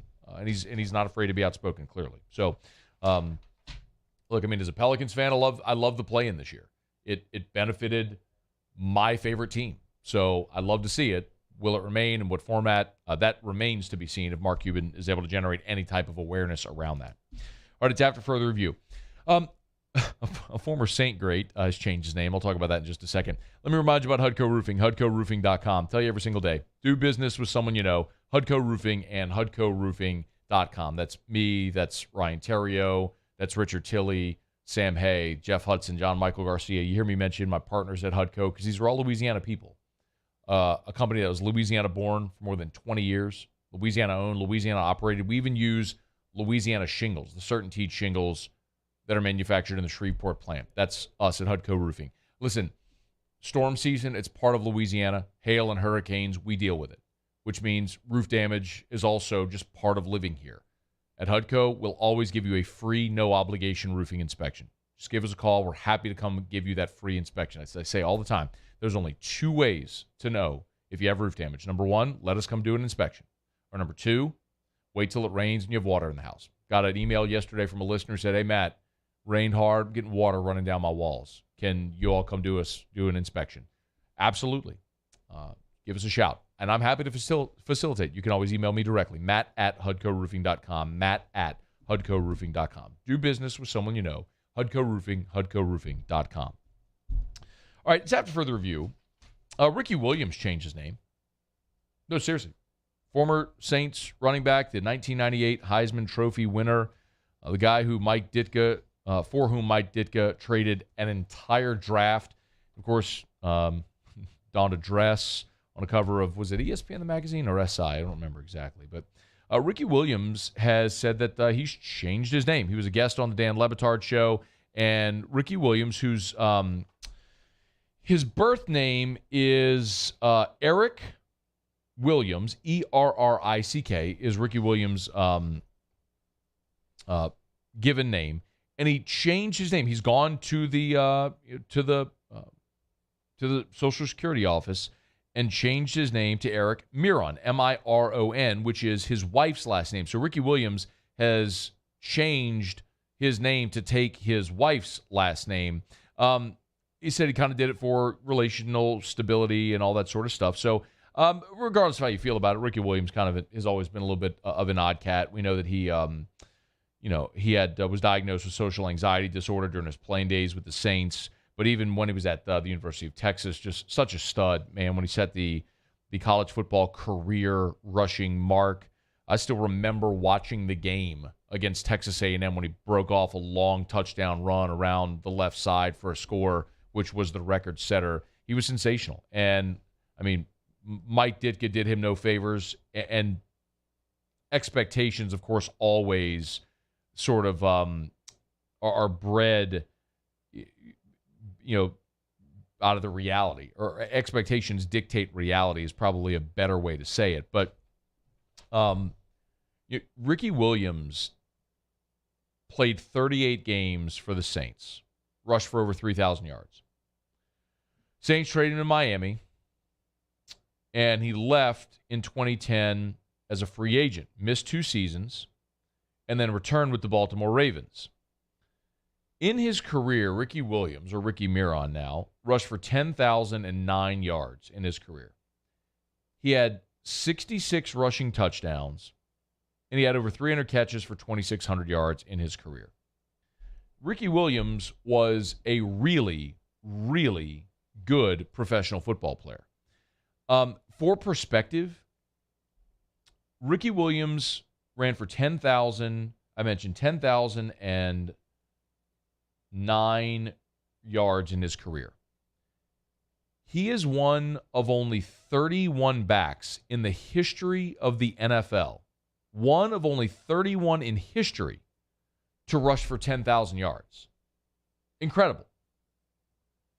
So as I mentioned, expectations sort of dictate reality. Ricky Williams, Heisman Trophy winner, set the college football career rushing record, and then went in the first round of the Saints. We all know the story. Rushed for 10,000 yards. Largely, people consider Ricky Williams a bust or his career a bust, whatever. Ron Dayne, a year later, broke Ricky Williams' college career rushing mark, won the Heisman Trophy. Ron Dayne in his pro career rushed for 3,700 yards. He's number 250 all time in the history of the NFL.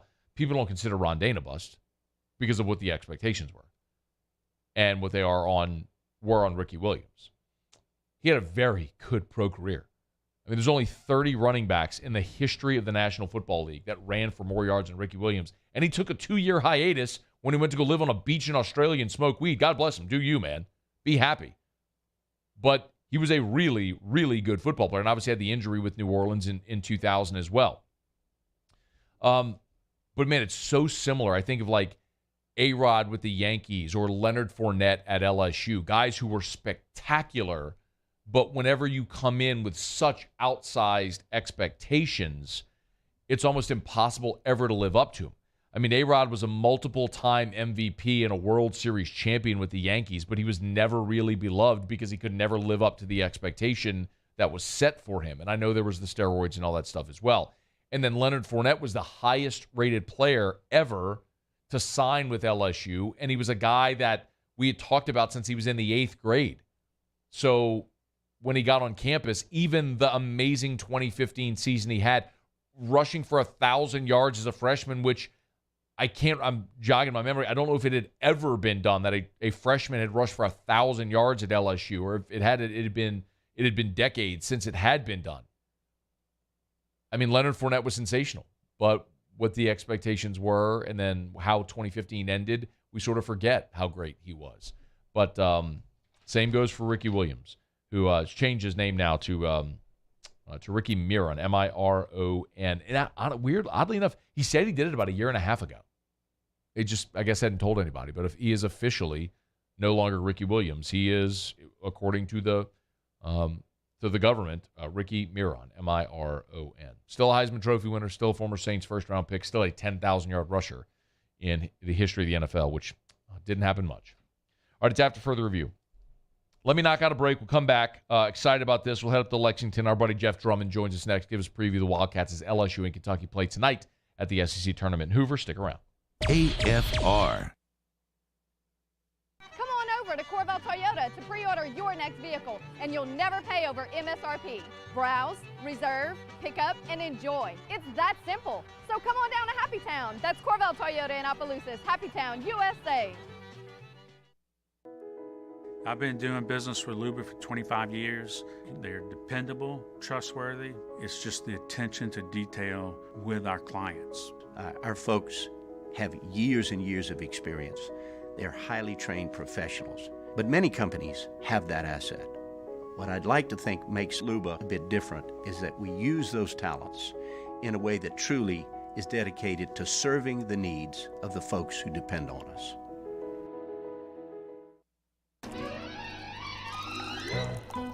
Le posso offrire un caffè? Andiamo insieme da me, non c'è. Call Mr. Electric today for electrical repairs, upgrades, and installations. Bayou Chrysler Dodge Jeep Ram has $5,000 off the new 2022 Wagoneer. We have Wagoneers in stock with $5,000 off. All new Bayou Ford vehicles come with a 1 million mile powertrain warranty. The crew at Bayou is going to do right by you. And this year, 2022, it's time to finally treat yourself. Bring your boat to the next level with front-to-back boat service. You want the latest and greatest marine technology? You want to go to the place that has not one, but two NMEA-certified techs. Family-owned and operated by the Sherman family for 30 years, front-to-back is the answer in Baton Rouge for all of your custom boat needs. So head to fronttobackboatservice.com or find them on Facebook, Front-to-Back Boat Service.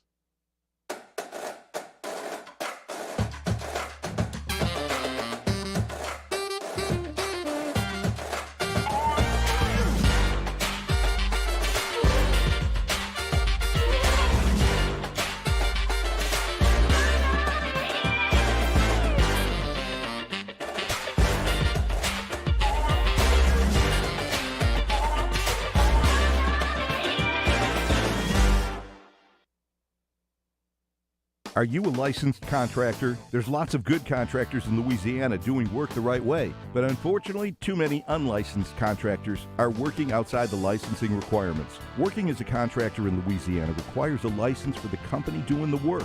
The Louisiana State Licensing Board for Contractors wants to help you get licensed to allow you to conduct work legally. It's not difficult to get the license. We can help you. Go to lacontractor.org for more information. Licensed contractors, it's the law. This is a house call. This is a follow-up appointment. This is a diabetes checkup.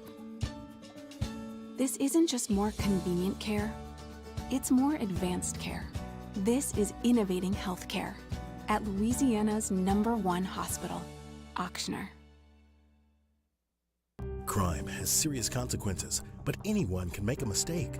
If you find yourself in trouble with the law, know that you have rights, and it's okay to demand them. The law offices of O.C. Brown are here to protect you and your rights. Felony or misdemeanor, DUI or drug charge.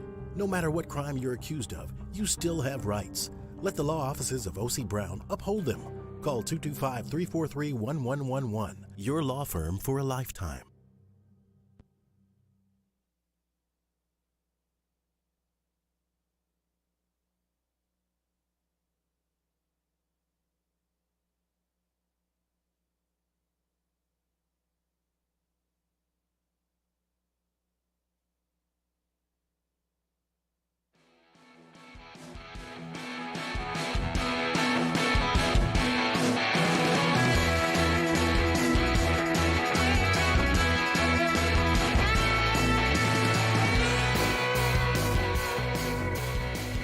after further review with Matt Moscona. Presented by the Aesthetic Medicine and Anti-Aging Clinics of Louisiana, Baton Rouge, Lafayette, and online at theantiagingclinics.com. ESPN Baton Rouge, New Orleans, Alexandria. Well, we think, we hope, we pray LSU might actually get to play a baseball game today after endless delays there at the SEC tournament in Hoover. LSU and Kentucky is scheduled to go off tonight. It's going to be a late start. Florida and Texas A&M currently playing in the SEC tournament. And following this game, it'll be Tennessee, Vanderbilt, and then LSU against Kentucky after the Cats knocked off Auburn yesterday. Our buddy Jeff Drummond, good enough to join us to preview Kentucky here for a couple of minutes. Jeff, we appreciate some time. Thanks, man. How are you?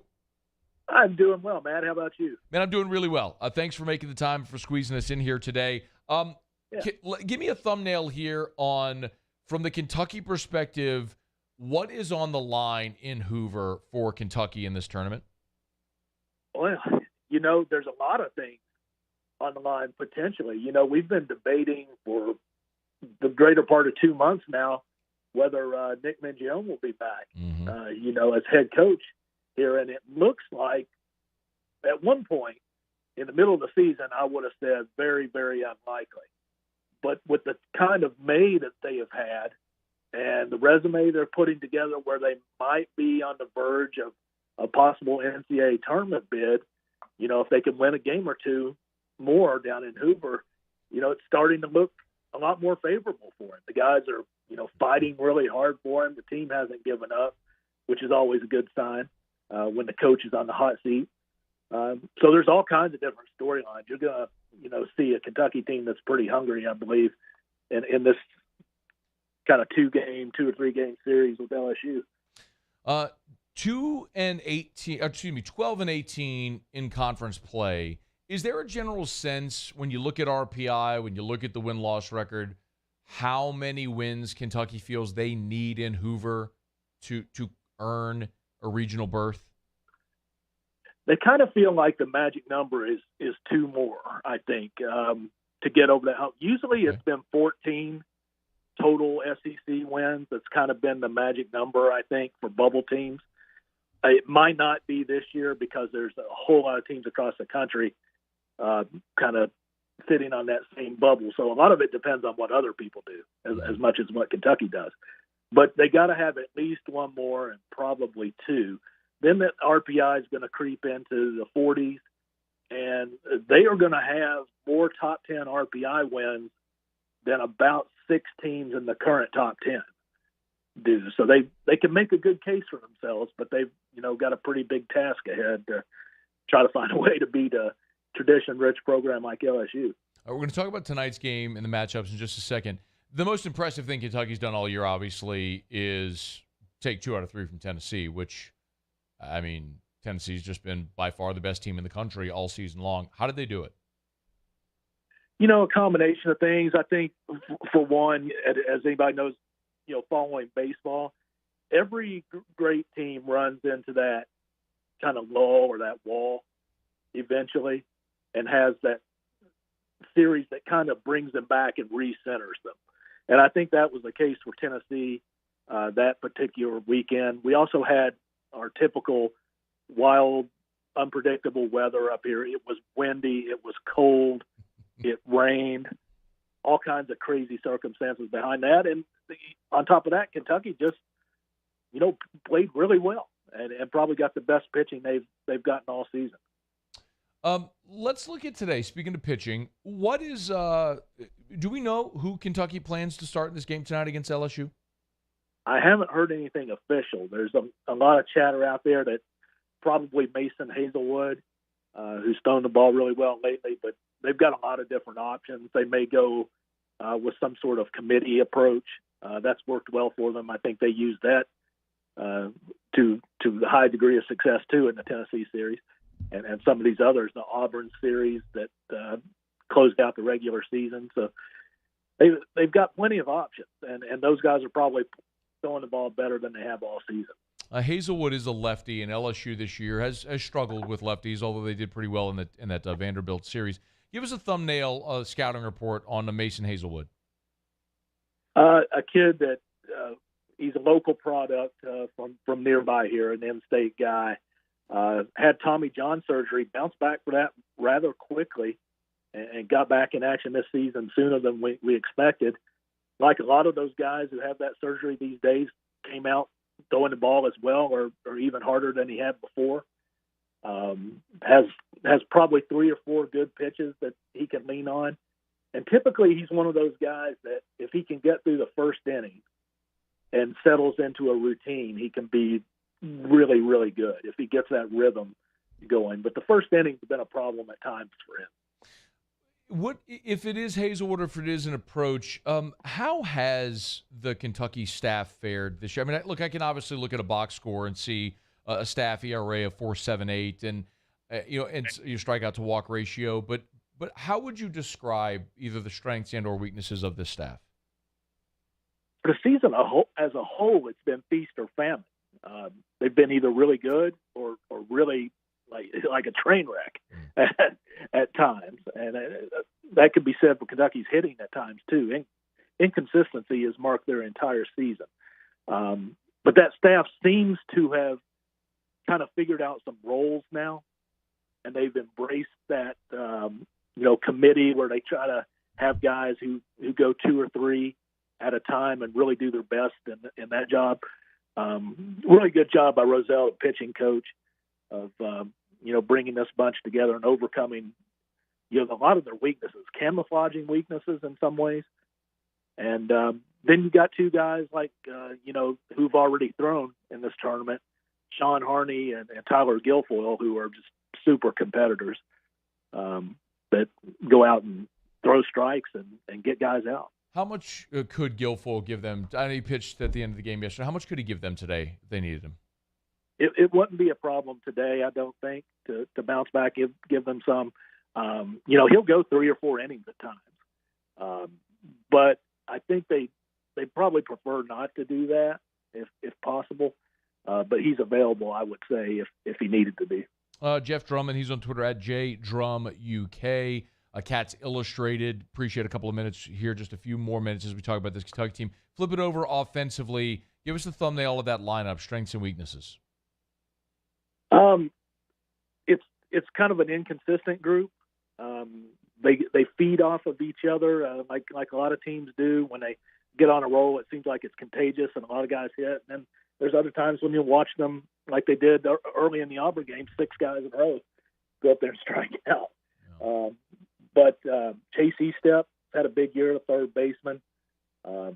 Changed his physique in the offseason. It's really paid off, and he's had a nice year. They got a Raj Anu back, which was a big part of their struggles in the middle of the year. He had a broken hamate bone, and he's come back and hit the ball well, had that go-ahead home run about 425 to dead center field to beat Auburn.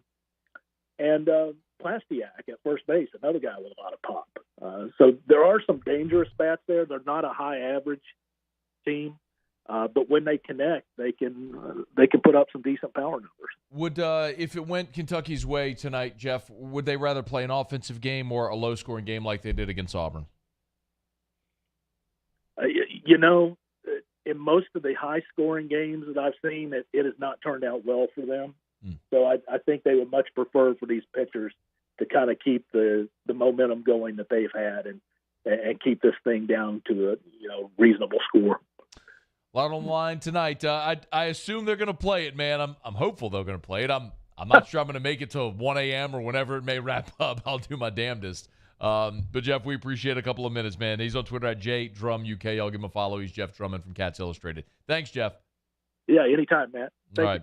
We appreciate it, man. Be well. It is after further review. It's interesting because you do look at Kentucky. This is a team LSU did not play, but he kind of summarized it pretty good there. I mean, this is a Kentucky team that when they've been good, they're good enough to beat Tennessee 2 out of 3. When they're bad, they lose a series to Missouri. I mean, it's been kind of like that. They lose a series to South Carolina, and then they go take 2 of 3 from Auburn to finish the regular season. and then beat Auburn in the SEC tournament. It's when he described it as feast or famine, that's pretty accurate, the way the season has gone for this Kentucky team. Let's hope it's famine tonight in Hoover for the Wildcats. All right, it's after further review. We'll knock out a quick break and wrap up hour number 1. When we return, it's AFR. AFR. Brought to you by Darren James and Associates, powered by eXp Realty. Every home listed by every company, all in one place. You know where to find them, agent225.com. That's agent225.com. When I tell you about Darren James, I always make the comp that Darren is essentially the Ritz-Carlton experience of real estate, the Disney World experience of real estate. That's what sets those things apart. It's what sets Darren apart as well. It's the experience. It's the level of customer service that Darren provides. It's the fact that you can call or text him at any hour of the day or night and get a response. It's the fact that he is timely with his responses. It is the fact that Darren will give you great advice that'll benefit you. He'll make you feel like you are his only customer. I know Eric and I have been through that with Darren, the buying and selling process multiple times. 335-7666 or agent225.com. Think real estate, think Darren James.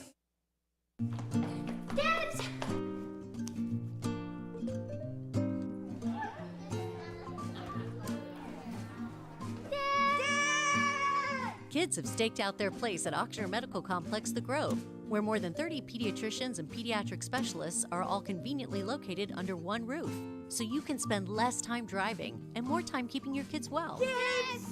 It's no wonder kids call dibs at The Grove. Ochsner Health Center for Children.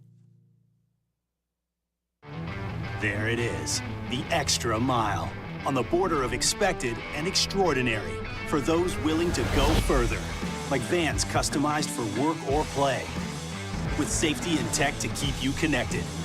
Supported by a 5-star sales, service, and finance team, and backed by the 1-star you know. So go the extra mile. It's never crowded, because so few have what it takes to go there. Mercedes-Benz Vans. I've been doing business with Luba for 25 years. They're dependable, trustworthy. It's just the attention to detail with our clients. Our folks have years and years of experience. They're highly trained professionals. But many companies have that asset. What I'd like to think makes Luba a bit different is that we use those talents in a way that truly is dedicated to serving the needs of the folks who depend on us.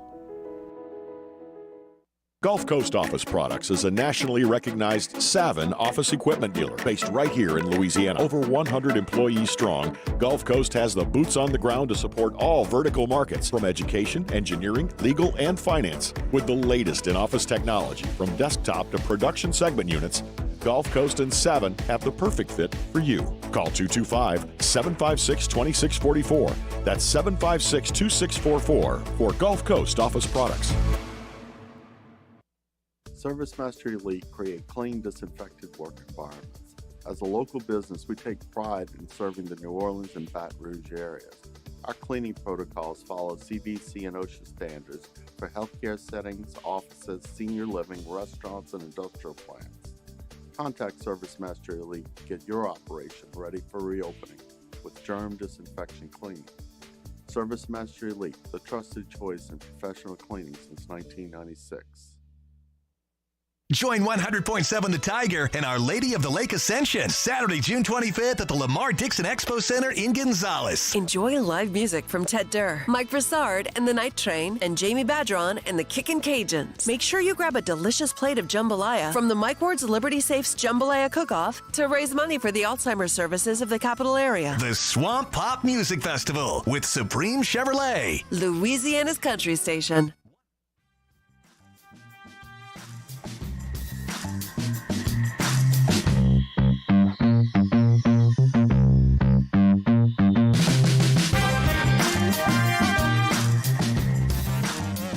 After further review with Matt Moscona, presented by the Aesthetic Medicine and Anti-Aging Clinics of Louisiana, Baton Rouge, Lafayette, and online at theantiagingclinics.com.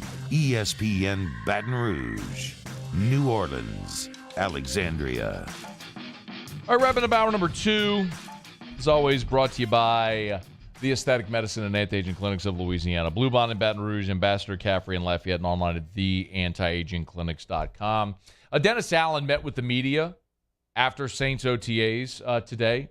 Coming up in about 12 minutes from now, we'll let you hear some of what DA had to say, and we'll react to it. He talked about Jameis's injury, Michael Thomas's recovery, Peyton Turner's recovery, a lot of that, which we'll get to coming up here in about, again, 12 minutes from right now. Right now, though, Musso has Tigers in the pros. Tigers in the pros. They still bleed purple and gold. They're just really rich now. Presented by Lee Michaels Fine Jewelry. Lee Michaels Fine Jewelry, where Baton Rouge gets engaged. Started off with the Astros getting another victory over Cleveland. Alex Bregman contributed a 1-for-4 effort in the game. The one was a single. 2-1, your final score. Houston on top. Of the Guardians. Yeah. Cleveland. Yeah, Cleveland. The Guardians. If you insist. Alex Lang last night for the Detroit Tigers turned in 2/3 inning relief, gave up 1 hit, no runs, didn't walk anybody, struck out 1, threw 11 pitches, 7 of those strikes. The ERA for Alex Lang has dropped down to 1.56. He also earned his first win of the season last night in the 2/3 of an inning outing. That bit. Good, man. Pretty good. I remember AJ Hinch last year, we played the clip during Tigers in the Pros, saying he's got good stuff. He could just figure out the way to be more consistent. He's got a home here. I think he's figured it out so far early in the season. 1.56 for Lang. Love that. Of course. Naturally. Yes, of course. Of course. Little AAA baseball for you. The Rochester Red Wings. You said Rochester. Yeah, right? And then I say it? Rochester? It's raw. Not raw. Rochester. R-A-W, the Rochester. Like, what's the other one you say? Raw or aw? Oh, roster. Roster. Yeah. The Rochester. People hate that. The Rochester roster. The Rochester roster. It features 2 LSU Tigers now. Andrew Stevenson, but also Cole Freeman. Cole Freeman has found his way to AAA. Nope. Yes. Not good. I'm not good with it. Why not? Send him back down. Why? You know why. That's not him. That was Duplantis. Okay, never mind. But he's also still in AA. Sorry. He just didn't play last night. Send him down. But how about the Red Wings? They're batting Stevenson and Freeman 1-2 in that lineup. That's a pretty good for 2 lefties right there. Or Freeman batted right-handed. My bad. 2 LSU guys there, back-to-back. Stevenson 1-for-4 with a single and a run scored in the game. Cole Freeman likewise 1-for-4 with a run scored and a single in the ball game. They lost though to the Syracuse Mets. That's Tigers in the Pros. Presented by Lee Michaels Fine Jewelry, LMFJ.com. Graduation season, y'all. And thrill the grad in your life with a beautiful watch from Lee Michaels Fine Jewelry or any piece of jewelry if that's the case. Gentlemen, if it is time to pop the question, no place better than Lee Michaels Fine Jewelry to buy that diamond that is sure to thrill her. You will be the hero. At Lee Michaels, they have their diamond guarantee. When you purchase a Lee Michaels engagement ring, you get superlative care for a lifetime. Only offering the highest quality diamonds purchased directly from major cutting centers in the world. It's Lee Michaels Fine Jewelry, LMFJ.com. You will always get the Lee Michaels experience. No matter your budget or your need, Lee Michaels Fine Jewelry, LMFJ.com. 2 locations in Baton Rouge, Corporate and Bocage, and in the Mall of Louisiana. 9 locations in all. It's Lee Michaels Fine Jewelry. All right, it's after further review. The first game of the day, and Hoover is bottom 6 right now. A&M has just been bludgeoning the baseball. They got 3 home runs in this game, including Trevor Werner, who's got a 2-run shot earlier in the game, and he's up at the plate right now with a runner on. So Texas A&M, the 2 seed, blanking Florida right now, 6-0. A&M batting bottom 6, up 6-0 with a runner on, 1 out, and a 3-1 count. So we'll keep you posted with this game, but they're moving along briskly here in a game that started at 2:30, and they're bottom 6. So, or actually, it was right about 3. Actually, is when they started. Right, they started right when we started the show. Is when they started. So, they're moving along, and looks like A&M, if they can hold on, will advance past Florida This is, again, the double elimination portion of the tournament. So Florida would not be eliminated if they lose this game, but A&M would move, obviously, through the winner's bracket. So after this game finishes, Vanderbilt and Tennessee will play, and following Vandy, Tennessee will be LSU and Kentucky. So we are looking at a late night start for LSU and Kentucky, very similar to Vandy and Ole Miss a couple of nights ago. But the good news for LSU is that they will avoid the Vandy Whistler for at least another day. All right, it's after further review. Putting a button here on hour number 2. Glad to have you aboard with us here. We're not going to break. Busy 5 o'clock hour coming straight ahead. We will talk LSU, Kentucky from the LSU perspective.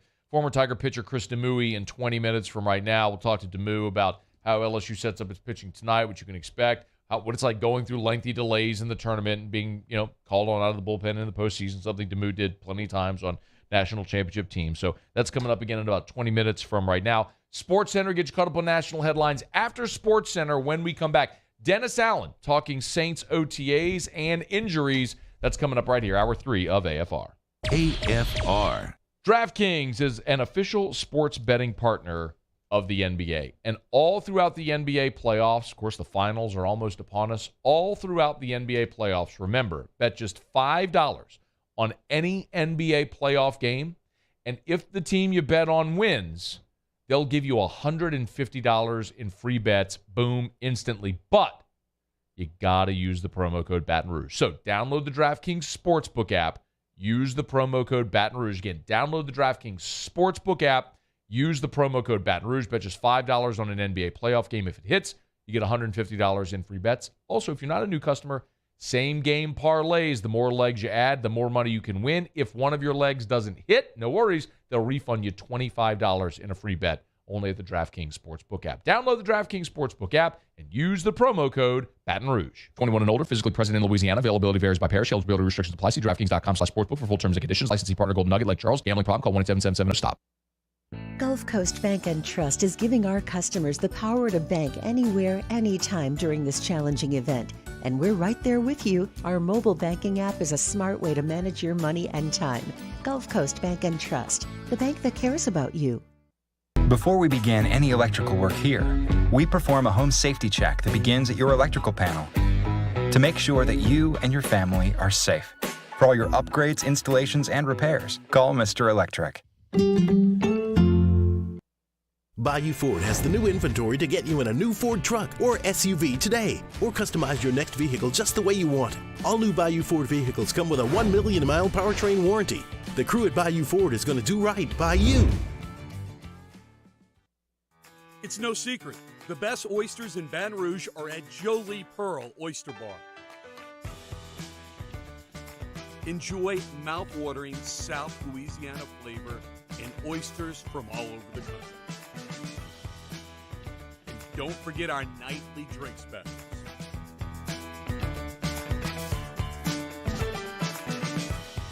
Jolie Pearl Oyster Bar, located in downtown Baton Rouge. This isn't just another day. It's so much more. Kelly's life was put on hold when her auctioneer primary care doctor discovered a rare blood disorder. Her doctor connected her to an auctioneer care team of cancer, heart, and kidney specialists.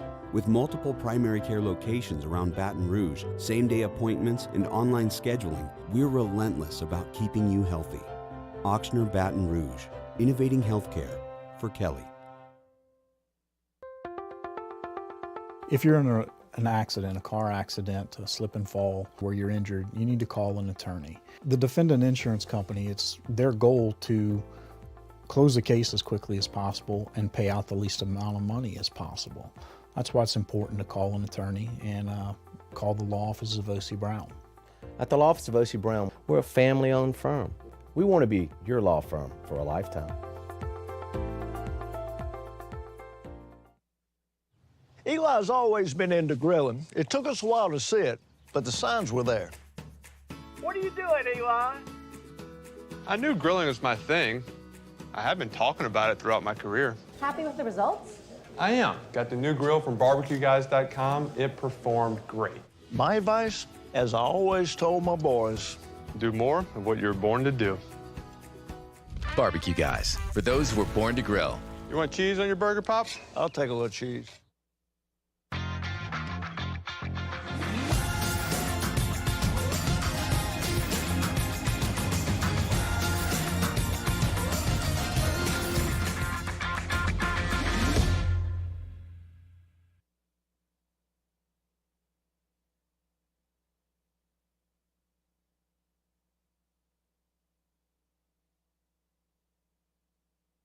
Sports Center. I'm Christine Lisi. The Mavericks' quest to become the first NBA team ever to overcome a 3-0 deficit to win a playoff series continues tonight when they visit the Warriors in Game 5 of the Western Conference Finals. With Luka Doncic leading the way, Dallas will stave off elimination tonight, believes ESPN NBA analyst Kendrick Perkins. Based on the greatness of Luka Doncic and the leadership in the locker room by Jason Kidd. I think Luka is on a mission. I think he's going to come out and have one of those 30-piece wing dinners again tonight, if not 40. And I think the role players are going to play better. Game 5 coverage 8:30 Eastern, ESPN Radio. Another step forward for Zion Williamson in his return from an injured foot. He's been cleared to go through off-season workouts unrestricted this summer as he prepares for the upcoming season. 2 Game 5s in the second round of the Stanley Cup playoffs tonight. Rangers Hurricanes face off in an hour on ESPN TV. That's series 2-2, followed by the Oilers up 3-1 at the Flames. Georgia close to finalizing a long-term contract with football coach Kirby Smart that will make him among the highest-paid coaches in the FBS. ESPN Radio is presented by Progressive Insurance. And now, a no-frills ad brought to you by Progressive Insurance. Here it is. You could save big when you bundle your home and auto with Progressive. That's it. See? Just a good old-fashioned, straightforward ad. See if you could save at 1-800-PROGRESSIVE or Progressive.com. Matt Moscona. I'm very important. After further review. Say it one more time. After further review with Matt Moscona. And here we go. ESPN Baton Rouge, New Orleans, Alexandria. Live from the Mercedes-Benz of Baton Rouge studios. Let's ride.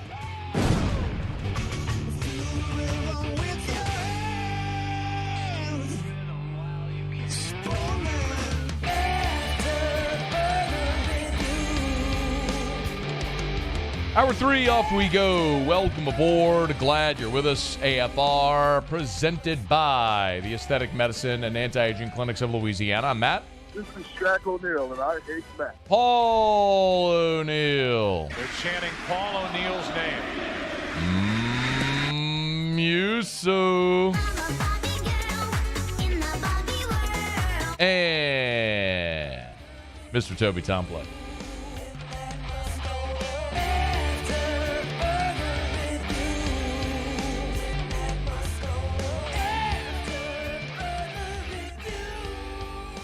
All right, we're here. Glad you are as well. 5 o'clock quitting time. Glad you're driving home with us. When we went to the top of the hour, the bases were loaded in the Texas A&M Florida game, with the Aggies leading 6-0. There was just a double by the Aggies, but the bases were empty. That's because they hit a grand slam. So it is 10-0. Texas A&M. Bottom 6, which does mean, Muse. It does mean. This is great news. We're 3 outs away.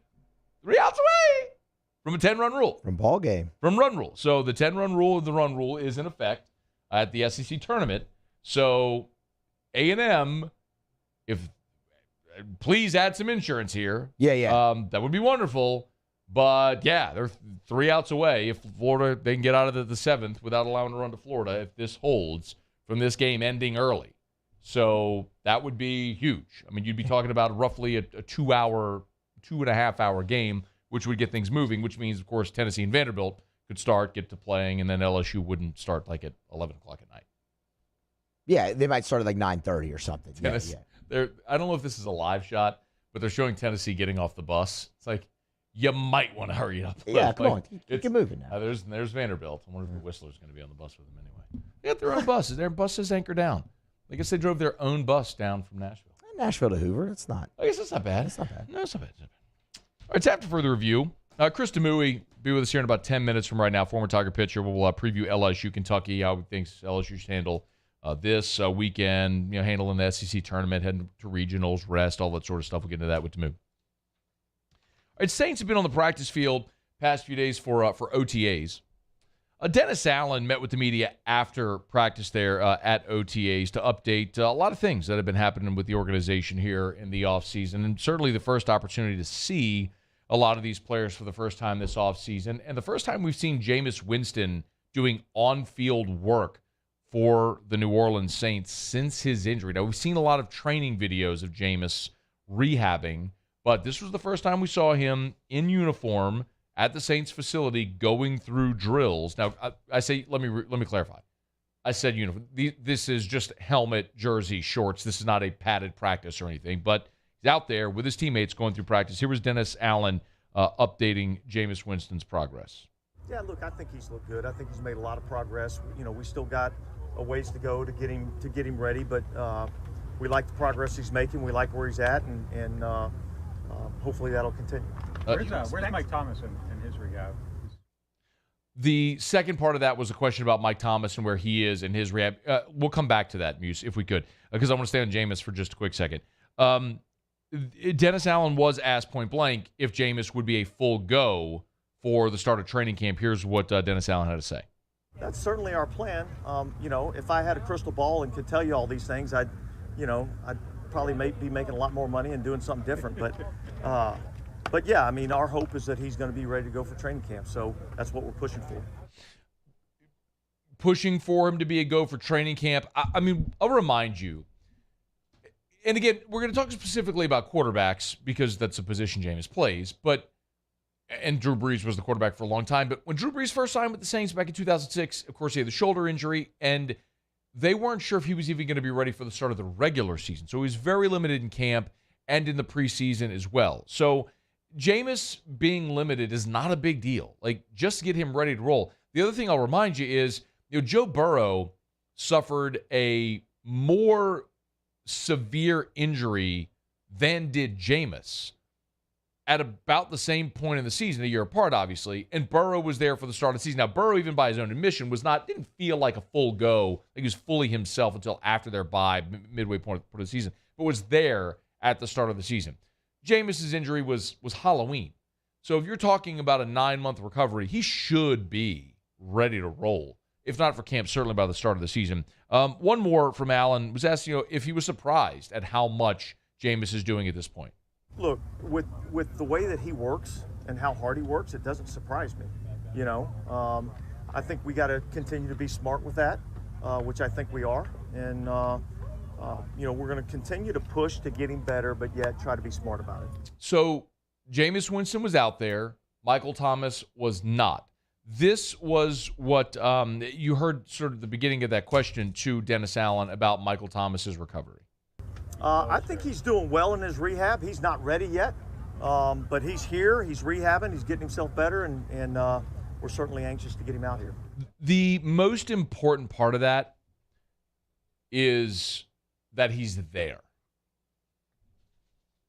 The fact that they went through this saga where a lot of people opined that maybe Michael Thomas's time in New Orleans was done because there was just a lot of angst built up between the two sides.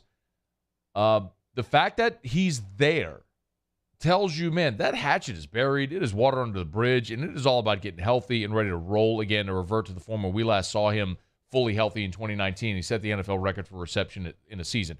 And you pair a healthy Michael Thomas with a veteran like Jarvis Landry, and then you throw a rookie and Chris Olave on top. We've talked about it so much. That's a giant reason for optimism with this team moving forward. So it is all about just getting Michael Thomas healthy for the start of, if not training camp, the start of the season. I'd say the same thing about Jameis. Would you love the opportunity to have him there to work together and get timing and things that a lot of young guys do? Yes. If it's not the reality, okay, figure it out as you go. But Dennis Allen was asked if the Mike Thomas injury, even post-surgery, was worse than they even thought. That's hard for me to say. Part of it, I wasn't totally involved in all those evaluations early on. So to be quite honest with you, I don't really know where it was from the beginning. I know where he's at right now, and I know that he's working his tail off to get himself back, and we feel good about where he's at right now. Certainly sounds like a guy who is on board with defending his player and getting him back on the field and having a big time impact.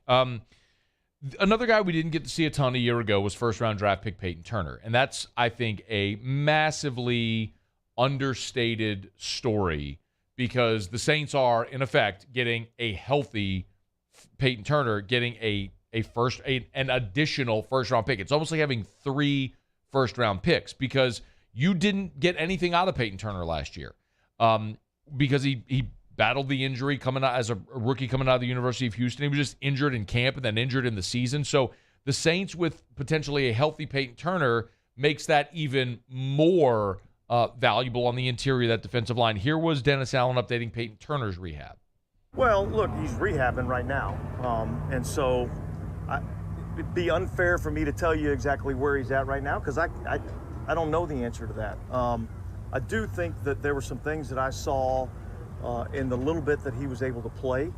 I saw some glimpses of a good football player.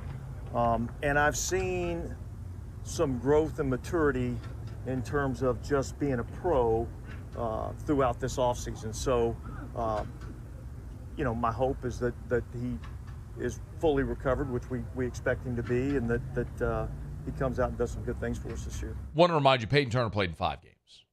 He missed 12 games in his rookie season. So you had 5 games and 12 total tackles out of your first-round draft pick last year. So you get Peyton Turner back, whether he's playing end or they kick him inside as a more versatile piece, whatever it is, whatever you get out of Peyton Turner, if it's more than 5 games, is a giant plus if he's able to live up to any of that potential.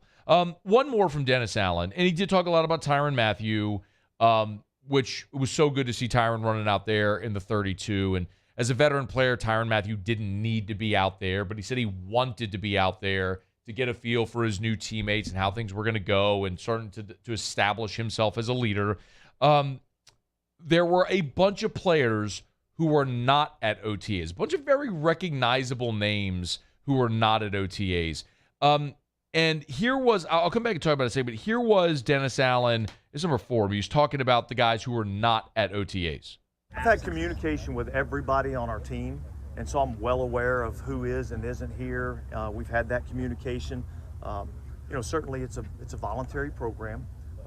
And look, would I like everybody to be here? Yeah, I'd like everybody to be here. But everybody has their reason why, and I'm comfortable with where we're at. Everybody has their reason why, and I'm comfortable with where they're at. Sometimes it might be community events, charitable events, you're working out with your own trainer, whatever it may be. And the list is long. And it's a lot of names that you know. Taysom Hill, Deontay, and this is courtesy of Luke Johnson on Twitter. Taysom Hill, Deontay Hardy, Michael Thomas, Mark Ingram, Bradley Roby, C.J. Gardner-Johnson, Marshawn Lattimore, P.J. Williams, Alvin Kamara, Demario Davis, Landon Young, James Hurst, Andrus Peat, Jarvis Landry, Marcus Davenport, Peyton Turner. That's 16 players, at least that Luke Johnson recognized, that were not at OTAs. Again, it's a voluntary portion. And I mentioned, Michael Thomas. Michael Thomas is in New Orleans at the facility. He just wasn't practicing. So you got 16 guys there that are going to be key contributors that weren't there for OTAs. I'm not ready to say that that's this massive statement or condemnation on Dennis Allen. If he talked to every member of the team and they had valid reasons for not being at OTAs, I'm okay with it. As long as it's the old accountability thing that Sean Payton would talk about all the time. You show up, it's like when they had the bye week. Go do your own thing. Just get out of here. But if you show up and you're a professional and you're in shape and you're ready to roll for the start of training camp, you're okay with it. Now, if next year rolls around, season doesn't go well, and next year you roll around and you don't have these guys there at OTAs, maybe you revisit that conversation. But it's voluntary for a reason, and the guys who were there got the reps, and that's a good thing to see. Just the next piece here in the Saints offseason program as they move through this, this really transformative, informative offseason where for the first time in 16 years, you don't have Sean Payton at the helm. And so you're moving through this new offseason with Dennis Allen, what it's going to look like. So the next OTA will be, they'll have OTAs May 31st through June 2nd. So they'll have a few days off their back. Then they're back for OTAs again June 7th through 10th. So the 3 OTA dates. Then the mandatory minicamp, that's the first mandatory date, is June 14th to 16th. So they're ramping up, doing some on-field work, but it's not until June 14th that we should see everybody, again, mandatory there as part of the offseason work. All right, it's after further review. Man, I'm excited. I'm 45 minutes away from vacation. Looking forward to it. I'll be out Friday to Friday, so about tomorrow and then all next week. But we still got a lot to cover here before we bounce for a week of vacation. Let me knock out a break. By the way, the Aggies did finish it off. They do, in fact, run rule Florida, so that game is over in Hoover. 10-run rule, Aggies beat the Gators. So that's great news, honestly, for LSU, because now Tennessee and Vanderbilt will get an earlier start than we would have thought, and then LSU will follow. We will talk with Krista Mui, former Tiger great, when we return on AFR. AFR. Brought to you by River City's 1 Hour Air, where they're always on time or you don't pay a dime. 752-0001, 752-0001, or 1hourbr.com. You can spell it out, 1hourbr.com. Man, they just do phenomenal work at River City's 1 Hour Air, and I could not recommend them highly enough, and it's why so many times you hear me talk about my friends at River City's 1 Hour Air and how they give such great customer service, and I read you those 5-star reviews, and my experience has been exactly the same. Look, a couple of years ago, we had our AC go kaput, and it's not often that you and I as homeowners have to replace an AC unit. You may only do it a couple of times in your life. So who do you call? Who do you turn to? Do you know if you're paying a fair price? Do you know if you're getting a good install? There's a reason River City's 1 Hour Air has been around for 40 years in our community. There's a reason they have double the number of 5-star reviews of the next closest competitor. You can trust River City's 1 Hour Air. 752-0001, where they're always on time or you don't pay a dime. I've been doing business with Luba for 25 years. They're dependable, trustworthy. It's just the attention to detail with our clients. Our folks have years and years of experience. They're highly trained professionals, but many companies have that asset. What I'd like to think makes Luba a bit different is that we use those talents in a way that truly is dedicated to serving the needs of the folks who depend on us. At All-Star Toyota, you get it all. If you're in the market for an all-new Toyota vehicle, come see our friendly and knowledgeable sales team at All-Star Toyota. Located in Baton Rouge at the corner of Airline and Goodwood, we've been serving our community since 2005 by offering a large selection of new Toyota cars, trucks, and SUVs. Get behind the wheel of your dream car and take a test drive at All-Star Toyota today. And this year, 2022, it's time to finally treat yourself. Bring your boat to the next level with front-to-back boat service. You want the latest and greatest marine technology? You want to go to the place that has not one, but 2 NMEA certified techs. Family owned and operated by the Sherman family for 30 years. Front to Back is the answer in Baton Rouge for all of your custom boat needs. So head to fronttobackboatservice.com or find them on Facebook, Front to Back Boat Service.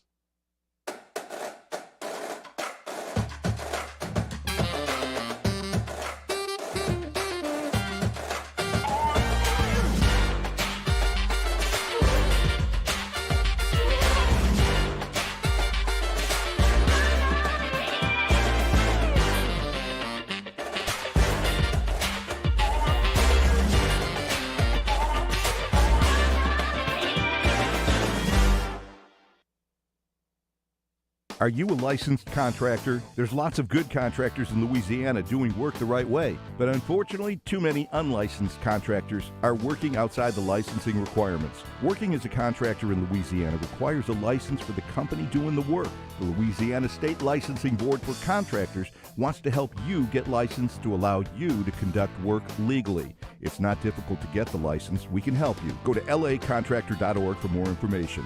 Licensed contractors, it's the law. This is a house call. This is a follow-up appointment. This is a diabetes checkup. This isn't just more convenient care, it's more advanced care. This is innovating healthcare at Louisiana's #1 hospital, Ochsner.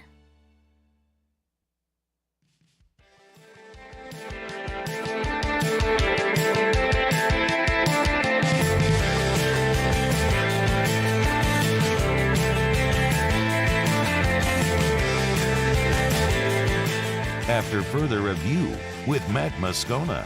Presented by the Aesthetic Medicine and Anti-Aging Clinics of Louisiana, Baton Rouge, Lafayette, and online at theantiagingclinics.com. ESPN Baton Rouge, New Orleans, Alexandria. Two-time national champ, former Tiger Krista Mui joins us now, host of the 60 feet 6-inch LSU baseball pod. Demouy, how are you, man? Good, Scone. Thanks for having me on, man. I appreciate it. My pleasure. Did you have walkout music back in 96, 97? Definitely not. No, did not have walkout music. Did Skip not allow it, or was it just like, I remember old Kenny Klein, Peter, played the organ at the old box and, had certain songs for certain guys, like Todd Walker was Batman. Did he do that for you guys? I'm just trying to remember. I don't know if they had the technology, maybe, but I know we didn't have it, nothing close to it, or else, we would have been all over that, no doubt about it. So that would have been a blast, but no, we didn't have it. If I let you retroactively pick your walkout song, what would it be? But again, it can't be anything that came after 97. Man, I think, I liked its Closing Time, but I think that came out maybe in 99, 2000. Yeah, no, Semisonic Closing Time was 99. I was either 98 or 99.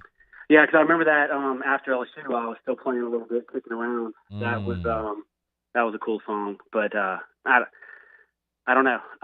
Maybe I like 311. I like Rage. Okay. A little bit of maybe something along those lines probably. Because you get 20 seconds, right? So you got to get a little fired up as I'm running in from the bullpen. So whatever 20-second snippet I could get that would get me pumped up, I would have gone for it. Slow walk, Demouy. Slow walk. No slow walk. Milk it, bro. Milk it like Ricky Vaughn walking in from the outfield wall. Hey, so Texas A&M, they run rule Florida. So that game is over. Tennessee, Vanderbilt getting ready to start, and LSU's late. What's it like as a player whenever you're going through so many delays like this and you're not really sure when you're going to play? I think I don't know how long they've been up there. Imagine since Tuesday. Maybe they just they went Sunday. They went straight from Vanderbilt to from Nashville to Hoover on Sunday. Yeah, so they're tired. I guarantee you, they are tired of sitting around the hotel. I actually just saw Rick Green's tweet before we came on the air, and I 100% agree with him. They're tired of sitting in the hotel. For a day or two, it's cool. You get a chance to let your body rest up. I'm sure Doty is very appreciative of the break and some of those pitchers to get some of that soreness out. But by now, those guys are ready to play. They're kind of frothing at the mouth. They're just anxious. They want to play baseball. That's what they're there for. And they have a ton of momentum going into this SEC tournament. So I'm sure they're anxious to prove and solidify their regional host spot at this time. So they're tired of sitting around the hotel. And I'm sure the coaching staff is too. You can only have so many meetings before you're just like, let's just roll it out there and get after it. Not that it matters because it's done at this point, but would you rather the time to rest or would you rather play it and stay sharp? I think play it and stay sharp. Okay. Play it and stay sharp. As a pitcher, you always like the extra rest, but man, those guys are throwing good. Hilliard, he wants to be on his regular rest, but they just clobbered Vanderbilt, which you've talked about, I'm sure, ad nauseum. But you score 42 runs. Those hitters want to get in the box, and they're ready to face anybody at this point. So I think they probably would have rather play as soon as possible. Can you simulate? Obviously they're not seeing live pitching, but in practice, how do the hitters and the pitchers sort of simulate live pitching? Like, are you out there on what would normally be like a bullpen day throwing to hitters? I don't know the staff's approach, but I think you can use some pitchers that are lesser used. No disrespect to any of those guys, but take a Schaefer. I think you could go out there and let him throw some live simulated innings to where you could, have Cruz and Morgan up and say man on second and work on some different things. Let those guys see maybe some live at bats, and it benefits a guy like Schaefer or Grant Taylor. Right, you could use his bullpen day as a live at bat day, depending on when the staff wants to throw him in a game. But they can absolutely use guys that haven't thrown in a while. Detmeyer is one, possibly, or Fontenot, to where you can get those guys, the hitters live looks and the pitchers live at bats, but really just keep it to a minimum, and you save the guys, the top 5 or 6 guys, you just let them throw bullpens. But the other guys, absolutely, you can let them throw 20 or 30 pitches. He is Krista Mui, two-time national champion pitcher at LSU, host of the 60 Feet 6 Inches LSU Baseball podcast. Check it out, iTunes. You're on Spotify too, right? Yeah. Yeah, It sure is. iTunes, Spotify. Go check out the pod. Are you going to have like are you going to do a recap of the game tonight, tomorrow? Because normally you do like a preview and a recap for the weekend series. So what's your production like right now? I don't know. Actually, that's a great question. So last night I was like, you know what? I'm just going to put a very quick Kentucky preview pod out there, and it was like 10 minutes. And it was not video, just podcast only. Mm-hmm. So a lot of it, I'll be honest, depends on my work schedule. So, and depending on how late the game gets done tonight, because I was looking at the schedule before we hopped on in case I missed anything. Fingers crossed. Let's hope they don't lose, because it is a quick turnaround. They're looking at probably a noon start time tomorrow, I would imagine. So it's going to be quick for those guys. Hopefully they don't lose and they can play the last game tomorrow. But I would imagine my podcast will determine when they play and then my work schedule. Yeah, no, that makes sense. Krista Mui's with us, so make sure you follow the pod there on Twitter. It's at 60FT. 6IN LSU pod. You'll find it if you just search 60 Feet 6 Inch LSU pod. You'll see it there. Jay Johnson hasn't formally announced a starter. Said the rest of the way he won't announce until 90 minutes before the game is the rest of the way. First of all, do you like that approach? And I was going to ask you, do you think it's Hilliard tonight? I think it's hilarious. As a fan of LSU, I think it's like gamesmanship for the ultimate form, right? Just keep people guessing. I think he's kind of trolling people. I don't know. That's just how he is, but I think it's funny. But I guarantee you, everybody at LSU in that hotel right now knows who's pitching. And yes, I think it's Hilliard. Now, if they would have played yesterday, I was kind of waffling back and forth. I think it might have depended on the matchup. If they faced Kentucky, it might have been somebody else. If they faced Auburn, I felt it was going to be Hilliard no matter what, because at this point, it's a coin flip as to whether or not we can make the argument for they should host or not. But I think in Johnson's mind, they got to win this game. And I think you just got to go with Hilliard. He's on his natural rest. Just keep him in rhythm, keep him on his schedule, and throw McHale out there and go get it. I mean, you're going to play at least two now, so you get McHale. I agree with you. I think McHale throws tonight. Would you throw Floyd then tomorrow, just like you would normally set up a weekend? I think if they lose, you throw Floyd. I think if you win, and let's just say you're playing Tennessee for this discussion here, I don't know. Do you just go bullpen day and throw Hasty against Tennessee? And some people would say, why would you do that? To me, it's almost a gravy game. If you win, great. If you lose, it doesn't matter, because then you get a chance to throw Floyd in an elimination game. I could hear arguments either way, and I'm completely up in the air. I don't know what your opinion is, but I don't know. I think if you lose, you definitely throw Floyd. If you win, I don't know. I could see both sides of it. I mean, what do you think if they, I guess I'm just thinking, this is where maybe you and I kind of differ. I think LSU's a lock. They're a regional host already. I would rather just set up my pitching, understanding that you got regionals next week, and I would rather have everybody next week on their full regular rest, or even an extra day's rest if possible.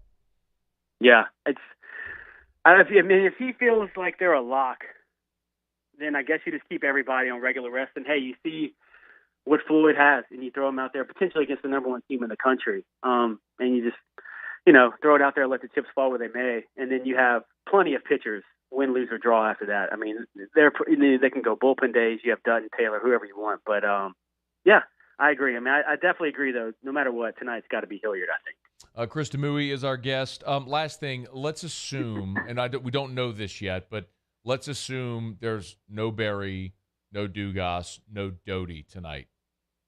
What do you do? What's the lineup look like? Man, you caught me off guard there. I think you go so no Berry, so you got Cranford at third. I put Stevenson back in the lineup in the outfield, and then you got to fill a hole at second. Yeah. I guess you go, I don't know, do you go Bianco and roll him out at second, or Cranford at second, Bianco at third? Merrifield would be your other option. Yeah, Merrifield's the other option.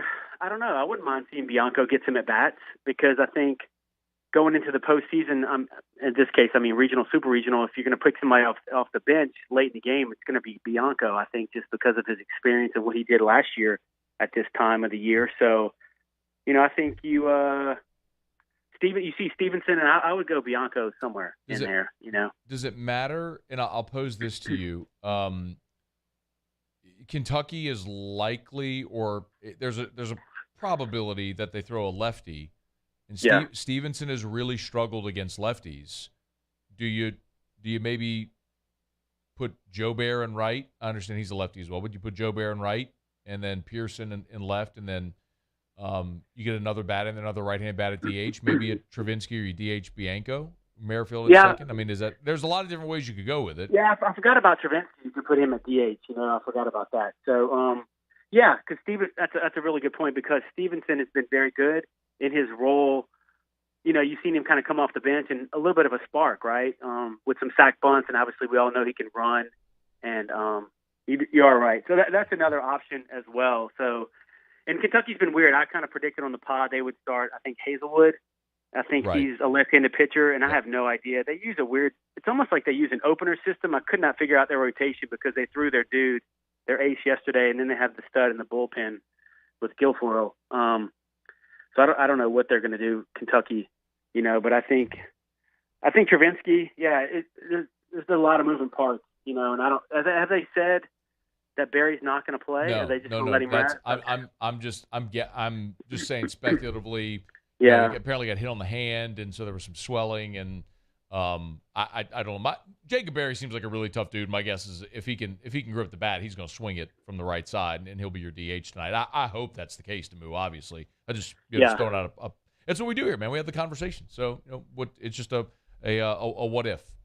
I think Merrifield stays on the bench, and I think you find a way to put Stevenson and Bianco in there, one form or one way or the other. That's what I think. I think because I think Cranford's a shortstop at Zachary, so he can play anywhere in the infield. And he's been really good at third. So he's been good as of late. So I think you see Bianco in there, and Merrifield probably stays on the bench. That's what I think. We'll be up late watching, man. We'll look forward to it. Krista Mui, former Tiger pitcher, a two-time national champion, 96, 97, and the host of the 60 Feet 6 Inches LSU Baseball podcast. Y'all go subscribe on iTunes, Spotify, however you get your podcast. All right, Demouy, we appreciate it, man. Enjoy the ball tonight. Have a great a great night, okay? All right, sounds good, Scott. Thank you. Our pleasure as always. That is Krista Mui. This is After Further Review. We will knock out a quick break. Come back. We will get Otter Locks here in about 15 minutes from right now. When we come back, I'm going to be gone tomorrow, Friday to Friday. What's the world going to look like when I come back? Maybe I'll ask Musa that question. I mean, like, what do you think? Because Musa, when I come back, the regionals will be over. Oh, okay, you mean like that? Okay, yeah, I didn't know what you were going. Regionals are going to be over. Like when I come back, we'll talk about it after the break. AFR. AFR is brought to you by Pluckers. Boy, Thursday, what a night to get by Pluckers. Every Thursday, all you can eat boneless buffalo bites. So they get the boneless buffalo bites, the boneless chicken tenders. They bread them, fry them, toss them in your favorite sauce, and you can eat as many of them as you want all night long for one low price. It's every Thursday at Pluckers. Now, you got a lot going on tonight, of course. You got LSU baseball, and this is going to be a late start. Remember, Pluckers is open till midnight or later every night of the week. So, look, most people, when the bars let out, where do they go? They go to Pluckers right there on Nicholson. Well, you could still be watching. You might still be watching LSU tonight at that point. So, LSU baseball tonight. Mavs Warriors tonight, Game 5, closeout opportunity for Golden State. That's an 8 o'clock tip. You want to watch the basketball game, any Major League Baseball game, eat unlimited boneless buffalo bites. You can do it tonight at Pluckers, Nicholson or Bluebonnet. Pluckers, you don't like our wings. Give me the bird. Crime has serious consequences, but anyone can make a mistake. If you find yourself in trouble with the law, know that you have rights, and it's okay to demand them. The law offices of O.C. Brown are here to protect you and your rights. Felony or misdemeanor, DUI or drug charge. No matter what crime you're accused of, you still have rights. Let the law offices of O.C. Brown uphold them. Call 225-343-1111. Your law firm for a lifetime. I've been doing business with Luba for 25 years. They're dependable, trustworthy. It's just the attention to detail with our clients. Our folks have years and years of experience. They're highly trained professionals. But many companies have that asset. What I'd like to think makes Luba a bit different is that we use those talents in a way that truly is dedicated to serving the needs of the folks who depend on us. My own people call me an Uncle Tom. I play music. Been wined and dined by royalty. Trying to bring people together. All people. But regardless of all that kind of stuff, I'm still Louis Armstrong. Here's the man you're waiting for, the king of jazz, Louis Satchmo Armstrong.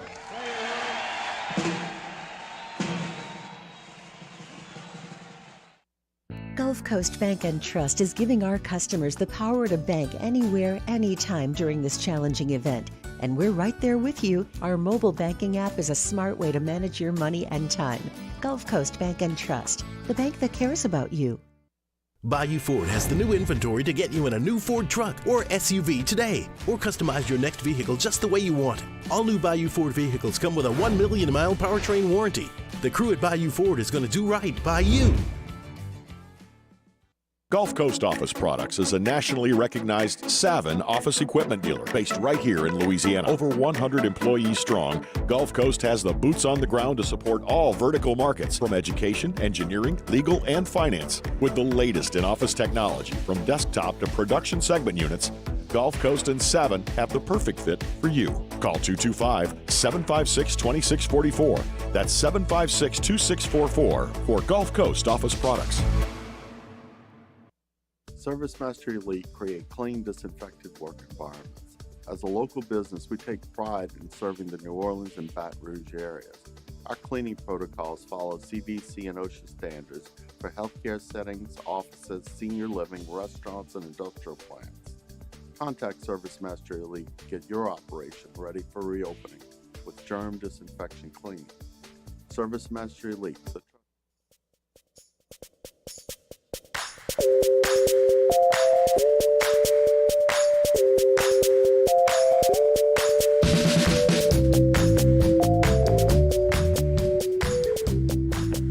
After further review with Matt Moscona, presented by the Aesthetic Medicine and Anti-Aging Clinics of Louisiana, Baton Rouge, Lafayette, and online at theantiagingclinics.com. ESPN Baton Rouge, New Orleans, Alexandria. All right, looking like a 5:50 first pitch for Tennessee and Vanderbilt. Of course, LSU fans going to keep a keen eye on that game because if LSU wins, they'll play the winner of that game. If LSU loses, they'll play the loser of that game in an elimination game tomorrow around noon time. So that is very significant for a lot of reasons. And I will be gone. So I will be back a week from Monday, and I'm sure the world will look very different at that point. But we'll get to what the world will look like when I come back in just a quick second. Bill Barnwell at ESPN.com took a stab at ranking the NFL offenses from a year ago, or looking at the NFL offenses by rank from a year ago, what went right, what went wrong, and what's next for those teams offensively. And the worst team in the NFL offensively he had was the Seattle Seahawks. And a lot of this is based obviously on metrics. So the Seahawks is the worst offense in the NFL at 32. And there were some teams that we would certainly expect to see at the bottom as well, just based on the types of seasons they had. So after Seattle at 32 was Atlanta at 31, who they were miserable, aside from Kyle Pitts, who obviously had a very good year. But when Cordero Patterson, a wide receiver, is your best running back, that's a problem. And then, of course, they got rid of Matt Ryan. So are you really hitching your wagon there in Atlanta to Marcus Mariota? That's just a gigantic problem. The Arizona Cardinals they have at 30. I think that's pretty fascinating considering how much money that Kyler Murray is trying to get paid right now. And then it is your New Orleans Saints at 29, the 29th worst, I guess, offense in the NFL a year ago. Only 3 offenses in the NFL a year ago worse than the New Orleans Saints in these rankings. Now, they look at the offseason and they talk about what went right and then what went wrong and how they fixed it. What went right, they do mention Tyrann Mathieu and Jarvis Landry getting great value because of the deals that they did with the New Orleans Saints. The other thing is the deal with Jameis Winston. So Jameis Winston's $15.2 million that he'll be paid in 2022 actually could end up being a great bargain. Barnwell notes that Jameis had a 64.4 QBR over the first 7 games before his injury last year. And if he can keep up that pace and that productivity over a 17-game season, a $15 million price tag for a quarterback like that would be a relative bargain, which it very much would be. That's what we're all hoping to see, of course. Now, what went wrong, I think, is where there's kind of a little bit that maybe is presumptive and left up to interpretation. They mentioned about the Saints being all in with Drew Brees, but that they're still doing it with Winston as their quarterback, and that's a problem. Talks about the haul they gave to New England in the draft, and they're now without a first-round pick for 2023, and they built their legendary 2017 class by adding picks in the first and third rounds. Now they're trading away draft capital. But I think that's very presumptive because ultimately what you did was you added a starting left tackle and a wide receiver when you were the worst passing or second to worst passing offense in the entire NFL. So if you fixed left tackle and if you fixed left tackle and you've added a dynamic receiver in Chris Olave, then I don't think we're looking back worrying at all about what the Saints gave up to get those players. Now, this is the other part that I'll tell you that is a bit perplexing. Barnwell talks about how, the Saints gave up a lot. They took Trevor Penning at left tackle, but he also mentioned, in losing Armstead to Miami, but guys like Dwayne Brown and Eric Fisher are still available in free agency. First of all, Eric Fisher, former number 1 overall pick, has basically been a right tackle in his career. And Dwayne Brown would be very expensive. So if you're going to knock the Saints for their, air quotes, all-in tactics post-Drew Brees and for spending that kind of money, how can you then turn around and criticize them for not spending money on a tackle? Like they tried to with Teron Armstead, but they had a number. And you got to keep in mind, like we talked about a bunch, Teron Armstead's been an injury-prone player throughout his career. So at this point in his career, they didn't want to invest that kind of money in a player that hasn't played a full season since his second year in the league or whatever it was. So that feels a little contradictory there. But the other thing that was super interesting, when they talked about what's next, and they talk about Alvin Kamara facing the possibility of missing 6 games due to suspension, Mark Ingram and Tony Jones really being backups, and he mentions the Saints really should add a veteran back who's good in the pass game as well, that to this rushing attack, which we've talked about so much in this offseason as that being a great need. So the Saints had a lot of holes to fill, but the thing that I continue to point out that is just so unavoidable and important in this conversation is the New Orleans Saints, despite being the second worst passing offense in the NFL last year, despite playing 4 different quarterbacks, despite having Ian Book start a Monday Night Football game, despite starting Taysom Hill and Trevor Siemian, despite at times missing 3 of your starters on the offensive line, your first-round draft pick you got only 5 games out of last year. You know all of the injuries and all of the history. You still won 9 games. And if you didn't have to start Ian Book on Monday Night Football against Miami, you are a playoff team. And you are undeniably better right now than you were week 17 or week 18. I'll continue to say it. I think the Saints are a playoff team. All right, we're brought to you by Michelli Weighing and Measurement, Michelli.com, Michelli.com. 29 different labs across 11 different states, sea to shining sea. That's Michelli Weighing and Measurement. Remember, ISO 17025 accreditation is available at Michelli Weighing and Measurement. Check them out online at Michelli.com. Celebrating 75 years in business. That's Michelli Weighing and Measurement. If you want to check out all the different services that they offer, installations, calibrations, repairs, preventative maintenance for scales and measurement equipment, they do it all at Michelli Weighing and Measurement. They still love to do business face-to-face, even 75 years in business with all of their growth. It's Michelli Weighing and Measurement. Michelli.com, Michelli.com. All right, Muse. I'm leaving tomorrow for the beach. I'll be back on air a week from Monday. Mm-hmm. Let's hop in the DeLorean and see what the world might look like when I get back.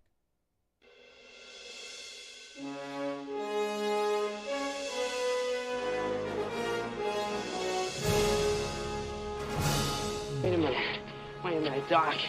Are you telling me that you built a time machine out of a DeLorean? Okay. Ground circuits on. Flux capacitor. Fluxing. Engine running. All right. Hey, Doc, you better back up. We don't have enough road to get up to 88. Roads? Where we're going, we don't need roads.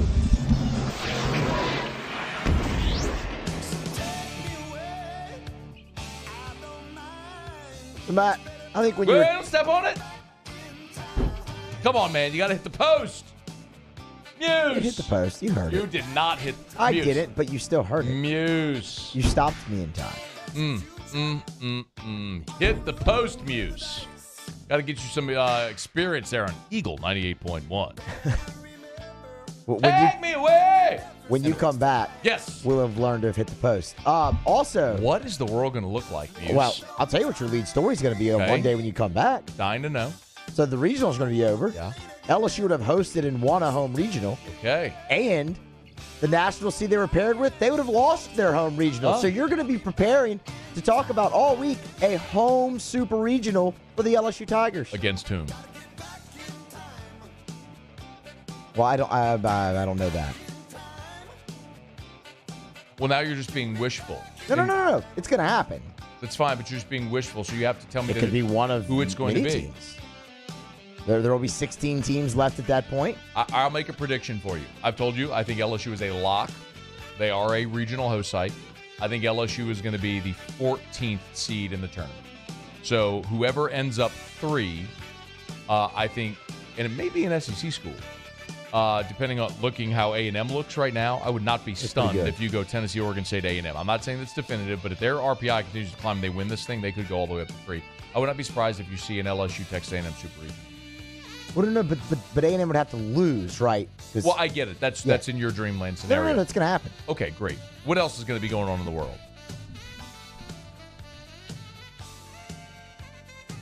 Neat. Okay. The NBA Finals will have started. Oh, they will. June 2nd is game 1. June 5th is game 2. I'll be back on that Monday, so I'll have missed 2 games of the NBA Finals. Who's in the finals and who's winning the finals? It's going to be Celtics and it's going to be Warriors, and it's going to be tied 1-1. So, would it be at Golden State or would it be in Boston? Be at Golden State. So you're saying Boston gets a game in Golden State? They're going to do what nobody has done. Golden State is undefeated at home this year and just 1 loss against the spread at home. Boston's going to go in there and win. It'll be tied 1-1. 2-0 Dubs. Okay. But I agree on the finals. I think it will be Warriors-Celtics. I think Celtics finish it in 6, by the way. T-Bob was really pissed at me last night because I was like, hey, Celtics are winning this game, and they're winning in 6, and it's going to be – not only are they going to win, they're going to win and cover. They blew them out, and I texted him at like 11 o'clock last night. I was like, hey, you lost money. He said to me, he goes, just because you picked Boston, I'm taking Miami. I was like, all right, you like losing money? Fine. Yeah, he did. They run away in the third quarter and covered. Idiot. Let's see. What else will be going on in the world when you're back? Well, if you don't have anything, then we should break because it's really late. Okay. But you could just make something up if you want. The Yankees will be in free fall. Will Michael Papierski have gotten his first career hit? Hopefully. Hopefully that will have happened as well.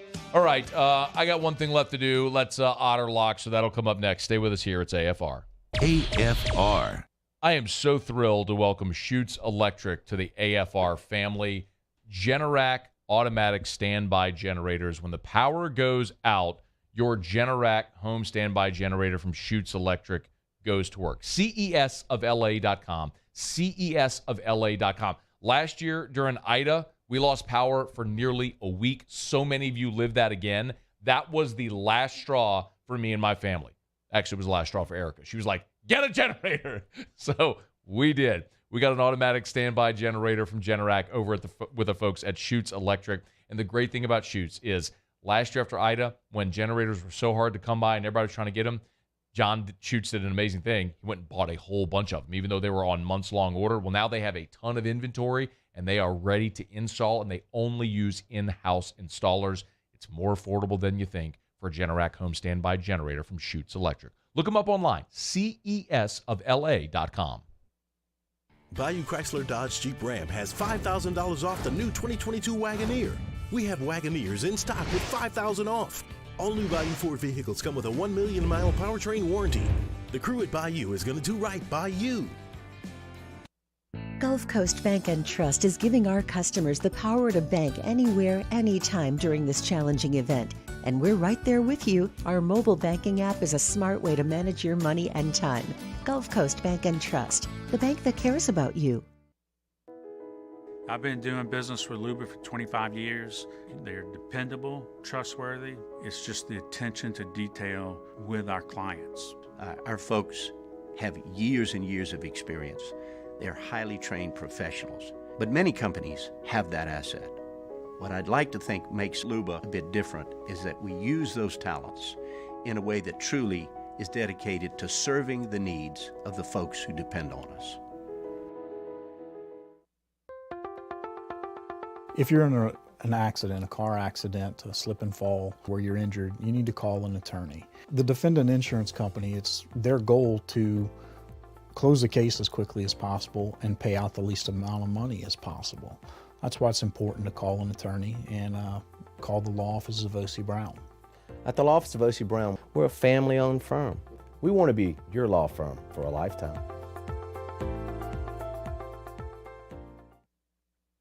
Eli's always been into grilling. It took us a while to see it, but the signs were there. What are you doing, Eli? I knew grilling was my thing. I have been talking about it throughout my career. Happy with the results? I am. Got the new grill from barbecueguys.com. It performed great. My advice, as I always told my boys, do more of what you're born to do. Barbecue Guys, for those who were born to grill. You want cheese on your burger, Pops? I'll take a little cheese. And this year, 2022, it's time to finally treat yourself. Bring your boat to the next level with front-to-back boat service. You want the latest and greatest marine technology? You want to go to the place that has not one, but two NMEA certified techs. Family-owned and operated by the Sherman family for 30 years. Front-to-back is the answer in Baton Rouge for all of your custom boat needs. So head to fronttobackboatservice.com or find them on Facebook, Front to Back Boat Service.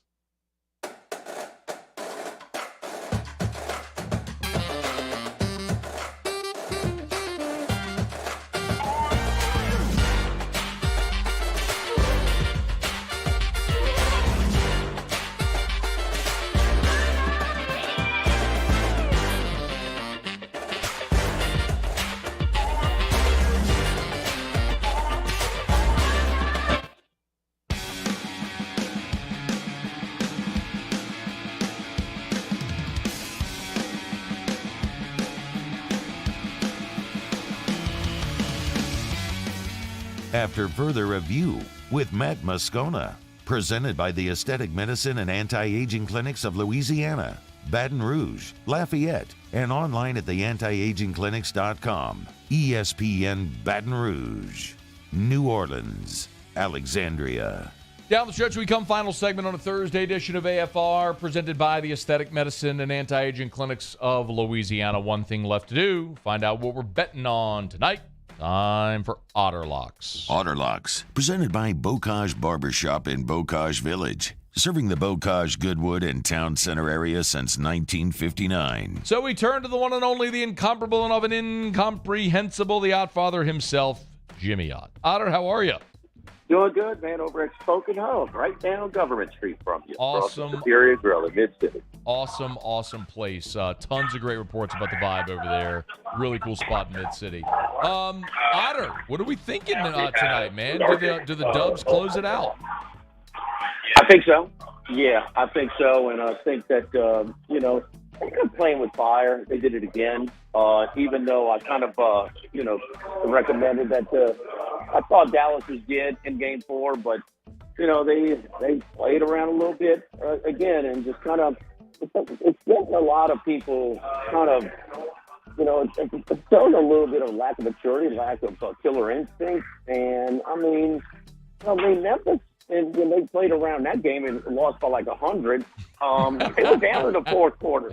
In Game 6. They could have easily lost that. And then you have an elimination game on the road in Game 7. So it's just kind of you would think a team that's hungry for a championship. You would think a team that's hungry to show that they can do it without KD now, who was the Finals MVP in two of those three championships.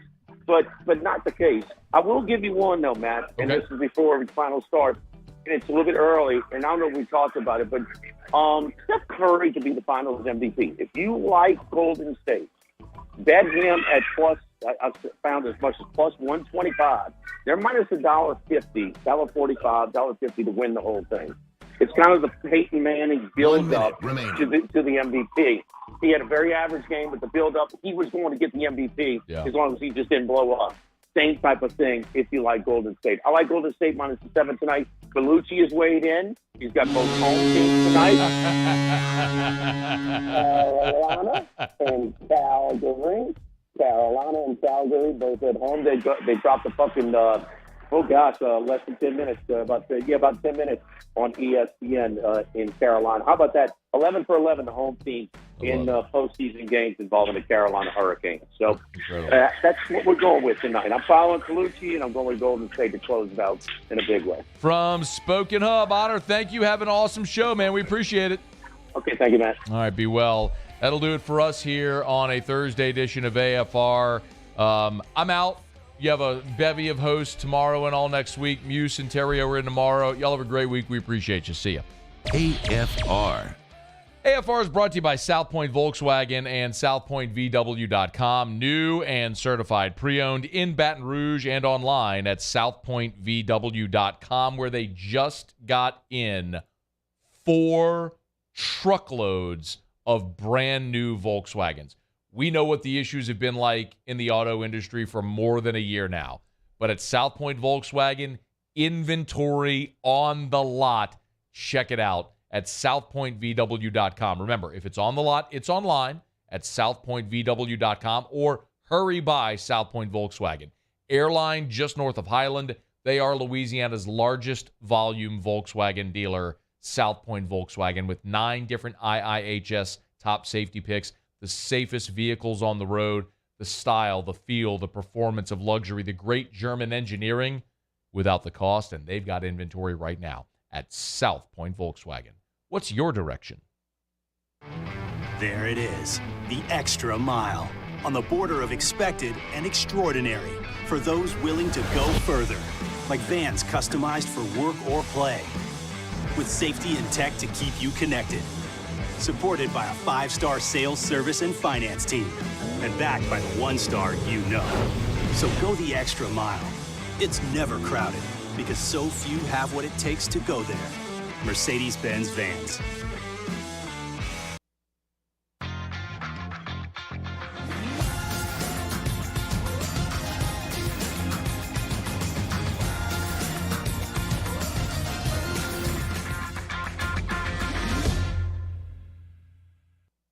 Are you a licensed contractor? There's lots of good contractors in Louisiana doing work the right way, but unfortunately, too many unlicensed contractors